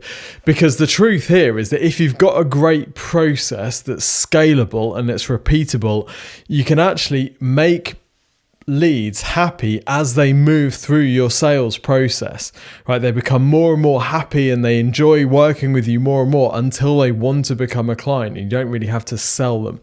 So that's how we're going to do it today. And by the way, obviously our Exposure Ninja sales process is the free website and marketing review. You go through that. We then have a follow-up consultation. We put together a plan. You have a follow-up consultation, and then you become a client. And that's the process that we use. And that's the kind of framework that this is based on. And we've worked on that process over the last 8 years, constantly refining and tweaking to get the best results for both ourselves and our clients, of course. So, let's talk about the different formats that you can give people the result. What we're really talking about here is when I become a lead or sale for when I become a lead for your business, this is the result that you're going to give me. What am I actually going to get? So there are some different formats that this can take. So firstly, it can be a phone, a Skype, or a Zoom call. You might be offering people a free consultation through a phone, Skype, or Zoom call. This is a really great thing to start with if you're experimenting with offering this type of thing, because it allows you to qualify people and it also allows you to test your process. You can get live feedback from people. So when we first started doing our website and marketing reviews, we did them over a call because we didn't know what those reviews needed to include in order to make people become a lead. So we did them over a call, so we could find out what feedback people had, where people were at, and the sort of level that we needed to put these reviews at. So did we need to go really technical? Did we need to go really basic? We didn't know, so we tested on a phone call where we get that live feedback. An in-person meeting is another option. So you might invite people to your office, you might go to their office, or you might meet up in a neutral location that you would decide. This is the least scalable, but for a high ticket sale, by far the most effective. So you can either do this as a one-to-one, or you can get people along to a discovery day, which means that you can bring like 6 to 10 people in a room and you can work on selling them all at the same time. But in-person meetings, generally the least scalable, but if you're selling something high ticket, then it's a good idea to have at least some form of in-person meeting. Having said that, we regularly have clients at Exposure Ninja that sign up paying us £10,000 a month and we never meet them. So depends on what high ticket is. If we were selling a yacht, we'd probably have to meet them, although I'm sure yachts have been purchased without the person being actually there. But you know, I would challenge the assumption that everything needs an in-person meeting, just purely because people have told us forever that we need to be meeting every lead and sale that we want to turn into a client, and we've proven that again and again to be completely untrue. You might email them a presentation. Now, the presentation, I don't mean like a PowerPoint or something like that, although of course it might be a PowerPoint. So this might be a proposal that you send over via email. It might be a mock-up that you send them by email. It might be the Exposure Ninja free website review, which is a video presentation that we send them by email. Now, this is the lowest risk for the person who's receiving it. Fill in the details here and we'll send you, i.e. you're having to do all the work. They're not having to do anything at all, which is great for them. And also, if they don't like it, they can just not reply to the email. Whereas if you don't like something that somebody's telling you on a phone call, you've got that embarrassment, that awkwardness of telling them. And when they say, do you want to go ahead? And you're like, no. There's a perceived fear around having to even be in that situation in the first place. So if you can just say, we're going to email you this thing, that is very compelling to people and a very attractive thing to be offering. And you can also offer a trial of a full product. So this is the typical software sale where you'll allow people to sign up for a free trial and they might have unlimited usage or they might have very limited usage. Depends on what you're selling. There are benefits to each one. So this is the typical sort of approach there. Now, you have to exercise caution with this, particularly if you're a software business, because one of the great challenges with selling software is that the user has to invest a lot of time to get the software up and running, usually. Okay, so if we're talking about a CRM, for example, the user has to spend a lot of time getting their business set up inside the CRM. So if you offer a trial of a full product and someone looks in it and they're like, oh, this is going to take us ages, you risk losing that person, not because your software is not right, but because the enormity of the task hits them. So it's worth thinking about how you can make the onboarding process of your software as painless as possible and ideally as fun as possible, so they actually feel kind of almost addicted, and it's like a game. There's some kind of game element. Or it's very, very step by step, so they feel a strong sense of completion as they're moving through the process. What you don't want to do is just give them a massive amount of homework straight away, because particularly if the software is even slightly complicated, requires any kind of calibration of the user to understand what they're looking at, the risk is that they just balk.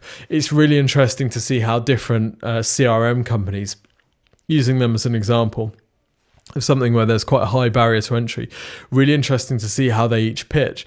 You'll have a company like Infusionsoft that will charge a setup fee. So they'll charge a large amount of money before the sale, and then they'll charge you a monthly fee as well. So why are they doing this? Well, they're charging you that fee not because it costs them a load of money to onboard you, but because you've then invested and you're more committed to going through the process of getting the thing set up. Whereas other companies like Zoho will offer you a free trial where you can get in and you can play around with everything. Now, on the surface, you'd say, hey, Zoho, that's a much better approach. But hey, we use Infusionsoft and we've tried Zoho and we got completely put off by the free trial. So, it's all about understanding your audience and testing each option and seeing which works best for you. The goal here is really that your sales process is a slippery slide, okay?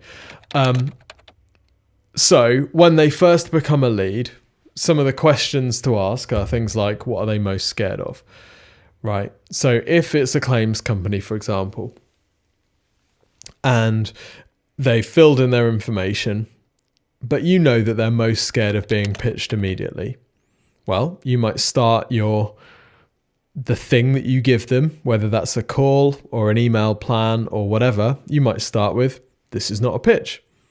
We're going to show you some details about your claim, and if you'd like to work with us, you can click the button at the bottom. So immediately we've diffused that fear, okay? Because just because they've requested something from you, just because they've become a lead, doesn't mean they're not scared still. They're really scared. They're really, really scared. Not like existentially, but they're really scared that you're going to pitch them or that they're going to make the wrong decision. So what are they most scared of? And then how can you immediately do the opposite of that thing? If they're worried about being spammed, well, send them an email that says, hey, we don't want to spam you. Click the link to choose which frequency of emails you'd prefer. Well, immediately that's just removed my worst fear. If you're on a phone call or you're providing some kind of report or consultation, it's really important that you have a clear structure to this. And if it's a phone call, it has to be a script. In fact, every phone call that you have with your leads should be scripted. Now, a script doesn't mean when they ask you something off ball, you completely fold because you're sticking to the script. A script might be as simple as what we tell our sales team. You need these 5 questions answered at some point during the call in order to proceed. Okay, so that's a script, even though we're not telling people exactly what to say in every step. If you're building this for your team, it's a good idea to do the sales process yourself first so you can test what works best. Then once you know the format and you know the script that works, you can then give that to your team. If you just say to your team, hey, we're doing these free consultations, your free consultations are going to book in your calendar, so just give them a call on Skype and then talk about, whatever, and then see if they want to sign up, that's going to go really badly. Okay, you need some structure to it and you need to come up with a script. So we're going to talk about, whatever. Here are the 5 questions to ask them during the first call, and here's the next step. Right, that's enough structure for them for now, but you need some kind of script thing for this thing that you're doing. You're going to be seeding your product or service throughout the thing that you're giving them. Okay, using the website and marketing review that we offer as a kind of case study here. We will start the review by saying, thank you for requesting your review, and we'll give you a bit of an introduction to Exposure Ninja. saying we've worked with hundreds of clients in every imaginable market, helping them with their websites, SEO, pay-per-click, social media, email marketing to generate more leads and sales. So we're seeding the fact that we offer this as a service. We'll do that at the start. We'll do that throughout. So we'll use, for example, case studies. We'll mention case studies as we're going. So, hey, your website needs a bit of SEO here. Here's one business that we did this SEO for, and look at what happened to their business. So again, we're seeding that we offer this as a service. And at the end, we'll also reseed again. So saying, if you're interested in working further, this is the next step. So the reason that we're doing this is we used to have people saying, great, thanks for the free review. And by the way, do you actually do this stuff for people? We're like, oh my gosh, all we've been doing is we've been talking about how we can help, like what they can do to help themselves. We haven't actually been mentioning the fact that we sell this. So we've been through various iterations, and seeding throughout is the best option without a doubt. So you want to mention early on that this is what you do for people, just so they have it set up in their heads. They've got context to the situation, then thread through with case studies, and then mention, of course, at the end that this is the next step. This is what they need to do now. You're going to get unqualified leads. Have a plan B. So you're going to get people coming through your lead capture on your email list that aren't right for you. Okay, particularly if you are casting a wider funnel. I remember having a talk with an IT support company, and we helped them with this. We helped them come up with an audit that they could run. And they came back and said, great, we've got loads more leads. This is really good. We're converting much more people from our website. The challenge is our sales conversion rate has gone down. Because we're getting more leads, some of these aren't qualified, so we're actually converting a smaller percentage. And my answer was, that is exactly what you would expect to happen. That is perfect. The trouble is, if you're getting 100% conversion rate, or you're getting a really high conversion rate on your sales leads, your marketing funnel is not wide enough. You're only getting the people that have already qualified themselves, and very few people actually have the energy and the tenacity to qualify themselves. So if you're not getting objections, if you're not getting people saying, no, sorry, you're not right for me, your marketing funnel is not wide enough. So you need to expand it, right? You don't want 100% conversion rate. 100% sales conversion rate is a massive red flag, screaming on fire, spurting blood marketing issue. I.e., we're not persuading enough people to become a lead. If we're converting all of them, there's a whole bunch of people out there that should be coming into our list that aren't.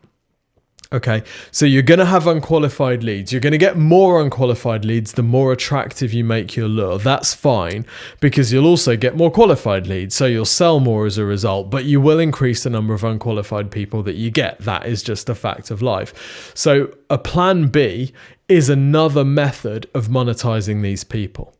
You might build something else in your business. You might build another service for them. You might build a training package for them. For example, at Exposure Ninja, we get a lot of people that we just can't serve because they can't afford our done-for-you marketing work. So we created a training site called Marketing You, which shows people how to do this stuff for themselves, which they can buy into. We created these training courses so that we can sell people who can't afford to work with us directly a way of learning this stuff for themselves. Okay, so it's another way of monetizing that audience so that you can help them grow, and then they can get to a stage where they can work with you. So think about what your plan for monetizing is. You might send them to competitors. If they're low budget, or they're outside your area, or they're asking for something that you don't offer, you might send them to competitors and work on an affiliate or referral commission basis. We have other marketing agencies that send their clients to us. If a lead comes in and they're too big for the agency, or that agency doesn't serve that particular thing that they do, or that agency simply says, you know what, Exposure Ninja would do a better job of it than we would, they will send it to us and we will pay them a commission on that. So it's about how else do you monetize the leads that you're getting to come in. And of course, the other plan B that you're going to have is some kind of email sequence that goes out to people. We call it an indoctrination sequence, which over the course of days, weeks, months, potentially years, encourages people to come to the realization that you are the best logical choice for them. We've had people that have been on our email list for 6 years before they've become a client. Right? In fact, our biggest client at the moment has been in our world for about, I'm going to say 5 years. We didn't sell them anything. We did a marketing review for them and then nothing happened. 5 years later, they came back and it's everything, right? But only because we've had that constant email sequence going out. They've been getting an email from us like every week for the last 5 years. So that's the plan B for that side of things. Not everyone is ready to go now. So the more attractive you make your lure, the more unqualified people you're going to get, and the more people you're going to get who aren't necessarily ready now, but will be at some point. So you need a plan for those ones, and it's usually an email marketing list, as well as some other ways of monetizing them as well. So what we're going to talk through now is different examples of sales process on the back end of this lead capture. So imagine someone's been onto a website, they've filled in a form, and we're going to look through some different examples of what happens now, and then you're going to map out what your process needs to look like in order to convert people into an actual sale. What we don't want to do is just create a high converting website that you actually don't know how to turn the leads into sales. That's not much good. That just makes it a bit stressful for you and can be quite frustrating. So here's the first example. This is the Exposure Ninja sales process. So we've got these different steps along the way. So the first thing that happens is an assessment. So this is the, in fact, this is a kind of generic process that you can use. So first step will be some kind of assessment, basically understanding what the scale of the problem is for people and helping them identify what their solution might look like. You then have a check-in with them. So getting some feedback on how they found the assessment, any questions that they had, did it match their expectations, and starting to identify what their objections further down the line might be. The next step will be some kind of proposal. So you're making a suggestion of something that they can do with you. So this is the kind of pitch, if you like, although pitch is a horrendous word. Some kind of plan, and then a following check-in after that. So what did you think of the plan? Let's get going. So that's a kind of 4-step sales process that you can use if you're a service company. It's exactly the process that we use at Exposure Ninja. So first step is the marketing review. We then have a phone call after that to check through with the client to find out what they thought of the review, any questions that they had, was it meeting their expectations, were they expecting anything else? We then send over a marketing plan, and then we have a call after that. So that is our sales process. It's a 4-step process once someone has filled in that form. Here's another business. This is the Exhibition Stand Company. We've worked with a few, but this is their sales process. So first step, their assessment and the check-in is covered in an initial phone call. So they will call the lead and they'll talk through exactly what they need. And based on that, they will then put together the stand design mock-up and they'll send over a price. This is their proposal stage. And then they'll have a call or follow-up email to check in after that and to go ahead. Okay. So if they know that they need what you do, you can turn this into a 3-step process by combining the first assessment and check-in. Okay. Another example, holiday business. So we've got a client that's in travel and creating bespoke holidays. They use this process as well. So the first step would be that people type in on the website the sort of holiday that they're after. They then have an assessment and a check-in, and those are both covered on the same phone call. So the assessment is a fact-finding piece. What sort of holiday are you looking for? How does that sound? Great. So what have you thought about this particular area here? Blah, blah, blah. Basically just collecting information. Then there's a proposal, which is the price and the plan for the holiday. And then there's a check-in after that. What did you think of the proposal? How did you find it? And that can either be done through phone or email, depending on the ticket size. Okay. The PPI claims company that we looked at earlier. So they were processing about 400 leads a day towards the end. The assessment is an information pack sent out to the lead. The check-in and the proposal are actually covered in the notification of PPI. So you fill in the info pack, you send it back, then they send you this notification thing which tells you how much PPI claim you've got. And there's also an order form in there, which is the check-in. So they're going through that process, but notice here that there's no human interaction at all. It's all done manually. It's all done automatically through letters and emails, because with that volume, they can't deal with each person on a one-by-one basis.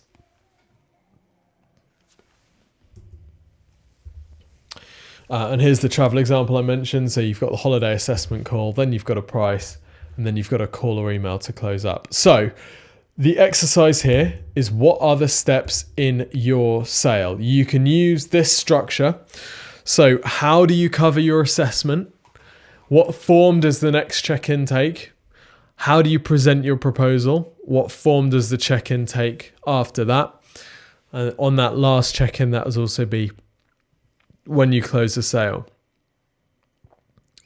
So this is obviously relevant only for service companies. For e-commerce businesses, we're going to be looking at some examples. And in the next video, I'm going to be taking you through some examples of different websites as we do some kind of live teardowns. So we can talk through these principles in action, and we can look at some different ways of implementing this. We're also going to talk about the tools that you can use as well. So see you in the next video.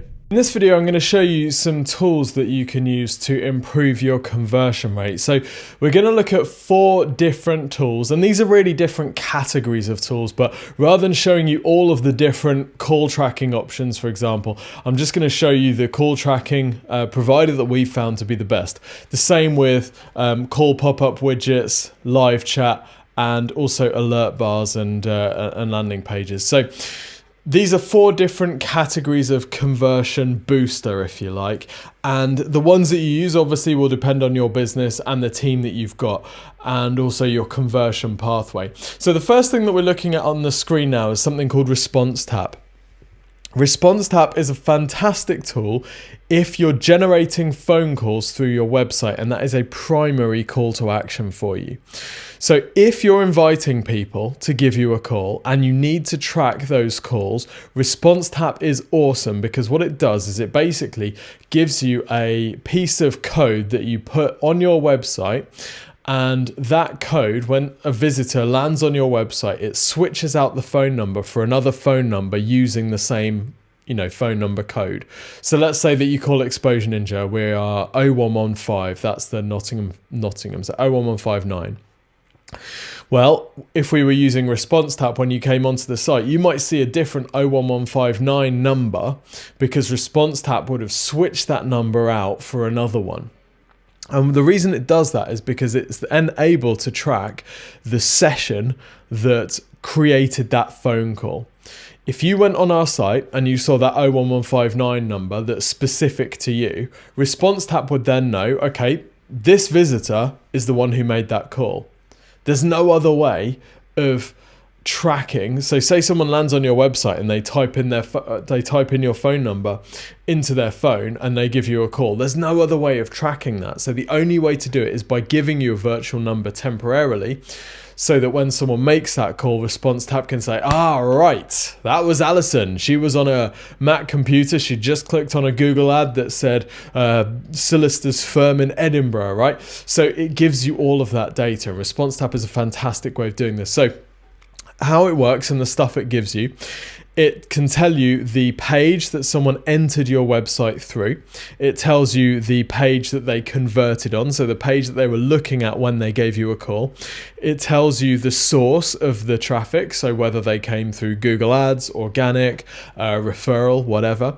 If they came through Google Ads, it also tells you the keyword that they searched for and the campaign in your ad platform that they search for. You can integrate it with Google Analytics. So when someone calls a number, it shows as a conversion in Google Analytics and therefore in Google Ads. So it can all pull through and give you all the metrics. It's really, really powerful. The other things it can also do is it can record the calls. So if you've got a sales team that are taking those calls, then you can go through and listen and make sure that they're all doing a good job of doing that. And you can also listen to see what sort of quality leads are coming through each marketing channel. So that's Response Tab, absolutely fantastic. It's the most powerful option that we've found. It does cost money, and for many people the monthly cost, I think we've got it for a whole bunch of different clients, and it depends on how much they're on how much they're using, but I think it's about £250 a month. So it's not exactly cheap, and it's only worth doing if you're generating enough leads that you need to know where they're coming from. You're spending a bunch of money on PPC or whatever, and that makes sense for you. The other way of tracking conversions will be just to track when someone clicks on the phone number. Or use a Google forwarding number. Neither of those are as scientific as Response Tab, but then both of them are free. So there is that. But Response Tab, fantastic call tracking software, and it's the one that we recommend most often. Now, the next one that we're going to talk about is something called Live Call, and Live Call doesn't really have that many competitors. Or not that I know of. So we found Live Call a few years ago and have been recommending it steadily. Basically, Live Call is this little thing down there that you can see bouncing every so often. It's a call widget that you can customize. So this is actually a pretty poor implementation of it, because you can have a little speech bubble that comes out, and what happens is when something is triggered. So for example, when someone's been on a site for a particular amount of time, or here it looks like when you scroll down the page, it bounces. You can click on it, and then you get this little thing. So when we're out of hours now, I'm filming this video at 5:30, but during office hours or during whatever hours you set to be your opening time, people can basically fill in their, in fact, you can see it on the screen here. So they just put in their phone number and click call me now. And then what it does is it calls you first, whispers to tell you that this is, someone so-and-so was called from the website. And then it calls them back. So the person gets a phone call from a phone number that looks like yours, and it connects your sales team with that person. Obviously, this only works if you've got people on the phones that are, ready to go right now, and you've got a sales team that you're happy. They're kind of half inbound, half outbound calls, really. But it's fantastic. It's fantastic for two reasons. Not only do you get calls through this, but we've also noticed it increase other conversions, including direct phone numbers. So just by having the call widget and offering to call people back, we've noticed that it increases the number of people that actually call you directly, as crazy as that sounds. So it's a really good tool. It's very cheap. I don't know exactly how much it is, but it doesn't cost much. Let's just have a look here. So yeah, $49 a month if you're on the annual plan, or $59, and that includes some of the phone calls as well. Just like Response Tab, it can record the calls if you need them as well. So this is something that I would test, definitely. Really, really useful and very powerful tool. The next one is Live Chat. Now, Live Chat, there are so many different providers. This is Talk2, so TAWK.TO, and it's free, which is mental. Because it's really good. It does everything that you would want a live chat software to do. It's a crazy business model they've got. Basically, they make money by selling people to man the live chat. So they give the software away free, and they're hoping that you pay for their agents to man the live chat for you. Whether or not you do that, take advantage of the fact that this is an amazing tool, and I can't believe that they're giving it away free. They could easily charge because it's as powerful as most of the paid tools. Really nice admin area. You can log in, you can give your team different accounts. which means that when people are available, they can be put into the round robin to get the chats. You can schedule times as well. So people are often worried. They think, I don't want to be tied to my phone or tied to my computer at all hours of the day. But you don't have to be, because you set your opening and closing hours, and then it's only online when you are, and then the rest of the time they just take a message. So it's a really good tool. I can't really recommend it anymore. I wouldn't even bother with any other live chat software, to be honest. Yeah, does everything you need. There's also a mobile app as well, so you can get it on your phone. The final thing that we're going to talk about is these alert bars. So there's loads of different providers of alert bars, but an alert bar is basically a sticky thing that sticks at the top of the page or the bottom of the page. The great thing about alert bars is you can put a site-wide call to action on them.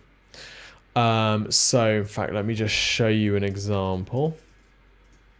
I think we've got one on this site. Yeah, so you see this sticky thing at the bottom. Need advice, and you got these three options there before the cookie message pops up. So need advice, call, email, technical callback, and then we've got the reviews widget there. So we've built in credibility and we've built in the ease of use by making it immediately obvious what people can do.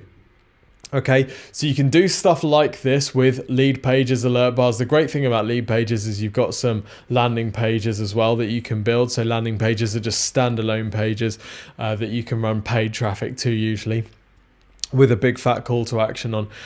It's a really simple way of adding these things to your site without having to get all technical and without having to, build stuff, because you just put a little piece of code, you design it all in lead pages, and then you put a little piece of code in the header area on your site, and then you've got that. So you can have them that capture the email. You can have, you could have, if you were giving away a consultation, for example, you could have a site-wide, you could have a little site-wide alert bar that says, fill in the details here for a free consultation, or click here for a free consultation, or something like that.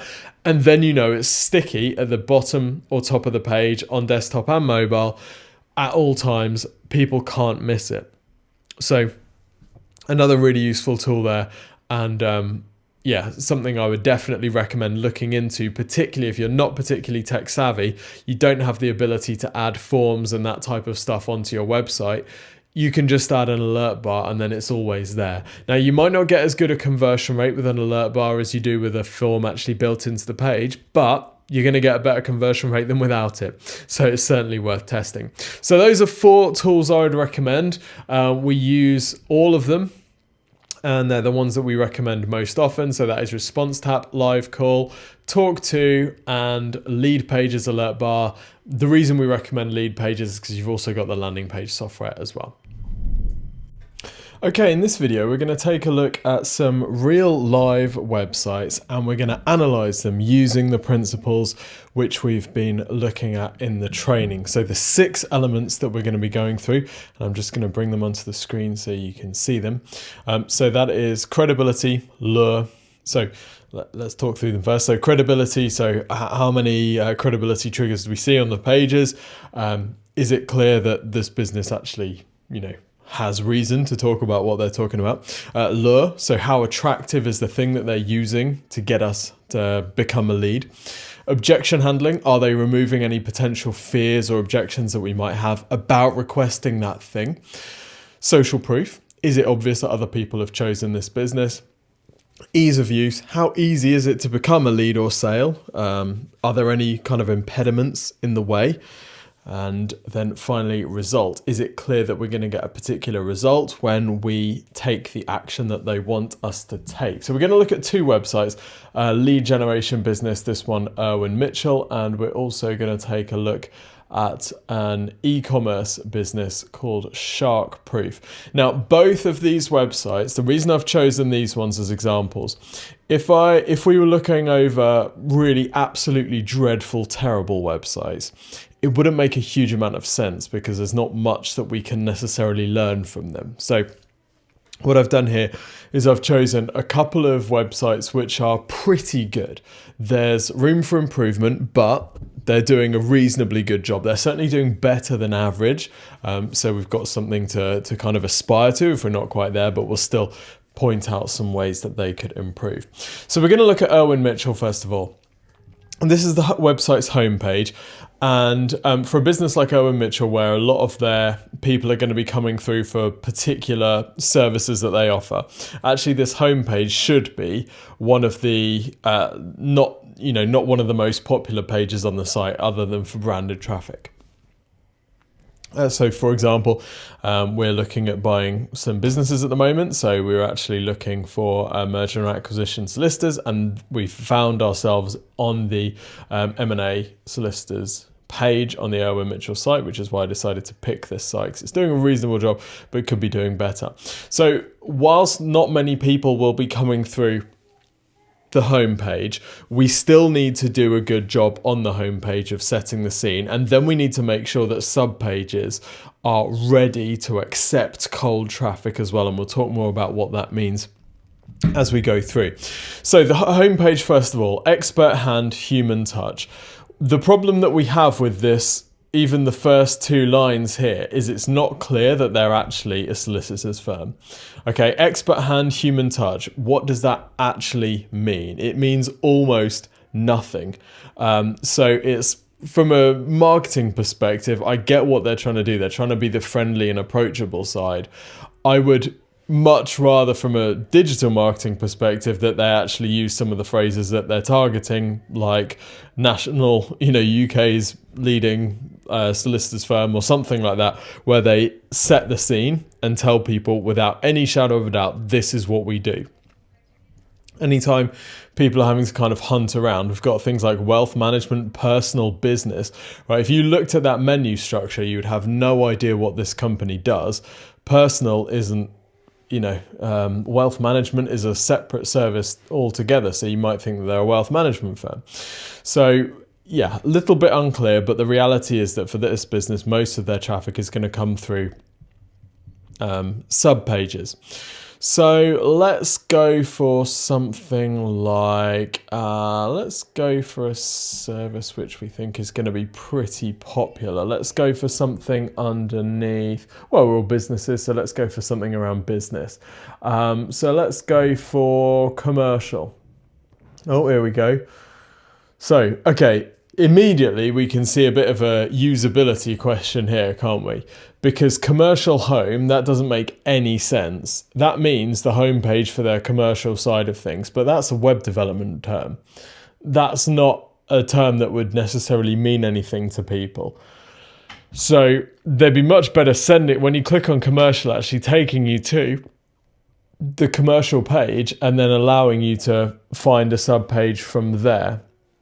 So this is immediately annoying. And the other thing that is of concern is the number of options here. You've got to think about when you, when you phone up John Lewis or whatever, and you go through the call, the call options, press 1 for this, press 2 for this. Anyway, by the time you get past 6, you can't remember what 1 was. Okay, and it's this principle that we don't really want to give people any more options than we absolutely have to, because the trouble is they start forgetting what they've already read. So this is ordered in alphabetical order, which again makes no sense because tax might be one of the most popular things, but they've put it at the bottom because it begins with a T. So that makes no sense whatsoever, and their potential customers might not even know what the thing is that they're looking for is called, because they don't speak solicitor jargon. So there's a massive question here around how you actually get people to the right information for them. This is more like a directory than a menu. A menu is designed to help. A directory is just a kind of factual record of all of the pages somewhere. So this is immediately starting to annoy me from a conversion optimization's perspective. But let's say we go for commercial and we've got the patience to dig through all of this and try and figure out which one we need, because we don't necessarily know the difference between commercial, home and information technology. But let's say that we just do, because we're legal professionals. Right. So we've got to this page, which is probably what should happen when somebody clicks on business. And then we've got these sub pages that we can go to. So let's start thinking about the call to action here. What are we actually being offered? So what's the lure? Well, I can't see any lure at all. And in fact, the thing that they really want you to do is email them. The trouble is when you click on that, your email platform opens. So other than if they're tracking the click, they don't know what sort of lead that was. There's no contact form, so there's no data on the website about it, which makes absolutely zero sense. The other downside of that approach is that by forcing people to click on an email address, if the email platform that they're on isn't the right one, or they want to email from a different address than the one that's set up on the machine, they can't do it, right? So you're actually preventing people from converting. A much better approach would be to identify a great lure, for example, free initial consultation, which, by the way, they're going to have to do anyway to find out if you're a potential fit for them. Free initial consultation doesn't mean you're going to spend an hour on the phone. It could just mean a quick 5-minute chat with one of the business development team to figure out if you're even a good fit for their services. Okay, they're going to do that anyway. That's a part of their sales process. So you may as well position it on the site and explain, fill in your details here if you want to do X. They could even have a booking thing using a tool like Calendly, which would allow you to book straight in with one of their business development team. Then it's locked in the diary and you get a better show up rate. So the lure, there is no lure. They're not even trying to tempt you in. Okay, they've spent a lot of money on a pretty decent looking website. They haven't really thought about usability massively. It's mostly designed to look good. But there's no attempt to convert people at all, other than this key contact thing, which is kind of useless. It's really difficult to track these things. Which obviously means that there's no objection handling at all when it comes to the call to action. So they are hoping that people call Stuart, and Stuart has no idea how well this page is working. Someone on the marketing team probably says, hey, how are things going? And he said, oh, good, I've had a lot of leads, or bad, I've not had a lot of leads. And that's about as far as they get because there's no way of tracking that. So from a marketing perspective, this is a bit of a disaster. So they're doing a lot of good stuff on this website, but the conversion optimization is poor. Okay, social proof. Now, they are good at social proof in places. We've got the awards and accreditations, and these are really decent. These are massive, aren't they? I'm filming this in 2020 and they're all 2020 awards. This is great. You couldn't really ask for any more. You've got named Law Firm of the Year, which is fantastic. Really, really good credibility there. On the homepage, I noticed that they had some review stars from Trustpilot, and they've got a lot of reviews on Trustpilot. This could be really good credibility, which they need to get on their sub pages. So for example, if I come straight onto the site through this page, or I go through one of these sub pages, let's see on the commercial contracts page, let's see what happens there. All of that credibility is gone, hasn't it? I don't see that because I came in straight through here. So they're assuming that people go through the homepage and then this ridiculous menu structure to get here, but they're really not going to be doing that. This would be the page that would rank on Google. So this is what, they need to assume. This is what we say, ready to accept cold traffic. This page needs to do a great job of setting the scene for someone who doesn't know anything about Irwin Mitchell. And at the moment, doesn't really do it because it doesn't have the credibility. There's no particular lure. The other thing is that the heading, what most people call the title on this page, is commercial contracts piece. Well, this isn't a page about commercial contracts. This is actually a page about commercial contract solicitors. And this is a very... Sorry, Siri. This is a very common mistake that people make, is they assume that the visitor has context and that they can break this out and they can call a page like this commercial. Well, they can't because that visitor has no context. Commercial what? Commercial contracts what? So they might want to be a bit more specific about this and the fact that they're actually offering help with commercial contracts. Good amount of information, and that's good, and that's going to answer some of the objections that people have, namely, are these guys any good at what they do? It does appear that they're pretty good at what they do. We could definitely improve that with the Trustpilot piece, and of course by having a stronger lure. Ease of use, not going to mark them particularly highly for ease of use because they're forcing people to use an email, which doesn't necessarily make sense. Much better will be a contact form. And look, they've got all this white space here anyway, haven't they? They could just have a scrolling contact form that's sat at the side of the page and just said, if you need some help with your commercial contracts, fill in your details here, and one of the commercial contracts team will be in touch to arrange a free consultation at no charge or obligation at a convenient time for you. Name, email, phone, send us a message, make the phone optional. That would be a significant improvement on what they've got here. So yeah, I brought you onto this site saying, hey, they're doing reasonable. As soon as we start digging in, we find that nobody's doing a particularly reasonable job, but it's a good looking site. So yeah, definitely some work to be done there from the lead generation perspective. Let's have a look at, I'm actually curious to see if there's anybody doing a really good job on this. So what you can often do is, let's just go for commercial contracts lawyers. And what we're going to do is click on some of these ads, because the thing about paid advertisers, the thing about people that are running ads is that they are, because they're paying, they're going to be tracking, right? They're probably not tracking. I doubt that they'd be running ads to this page unless they had very deep pockets and they didn't really care what happened, because they're not going to be getting conversions. Whereas something like this, right, here we go. Boom. Okay. So this is a pretty, this is built on lead pages, I believe. And this looks like, actually looks like they've seen an old version of our free review page. But look, right, let's think about these same things here. So credibility, you've got Trustpilot there. They've only got 4 out of 5, but at least they're showing it. We've also got those there as well. They're great credibility there. Lure, fill in the form or we'll call you. Okay. Now they don't talk about exactly what they're going to get. So they're actually a lead generation firm. They're not a legal firm. So they're paying for traffic to this page and then they're selling the leads to solicitors.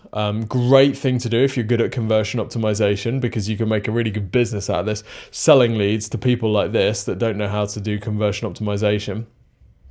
Objection handling. So what's going to happen? They haven't done a massively good job of that. They haven't really told us what the process is, but they have said that we'll call you. We just don't know when. But to be honest, they don't know when either, because they're just going to sell the lead to one of their team. Ease of use, very easy to use.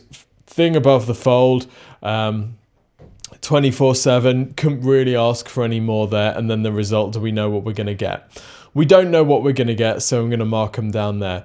Social proof is pretty strong. Look at this. We've helped 17,000 businesses access expert legal advice. Then we've got this as well here. So we've got a bit of social proof, and then we've got these testimonials as well. So pretty good. Definitely better from a conversion optimization perspective than these guys, even though this website probably cost £20,000 and this probably cost 60 quid a month for a lead pages subscription. So yeah, it just goes to show it doesn't matter what you spend, it's about what you do. So yeah, better example there. And that's why it often pays to check out the paid ads on a page, because that's going to give you the people that are, they're really having to measure. They're not able to mess around. And you can see exactly the same thing here. This website looks terrible. It looks absolutely horrible, but we've got this lead capture form here. You can't read any of the stuff inside the boxes, and the copy is useless, and there's no credibility. There is no lure. You don't even know what's going to happen when you do that. There's no objection handling. There's no social proof, but there is ease of use. So even if you only get 1 out of 6, you're still doing better than some. So yeah, that's for a lead generation business. Now let's have a look at an e-commerce business. So this is Shark-proof, and they sell a screen protector that you wipe onto your phone. So fairly new concept, and because it's a new concept, they work hard to sell it. which is a very important lesson. Lots of e-commerce businesses sell something that they think has established demand, so they therefore don't need to work very hard to sell it. And this is completely wrong. I don't care if you're selling batteries, right? People know what a battery is. They know the size they need. They know the make. I don't care what you're selling. You need to do as good a job as possible at selling that thing. And don't assume people will just buy it just because you have it for sale. Build it and they will come, not on the internet.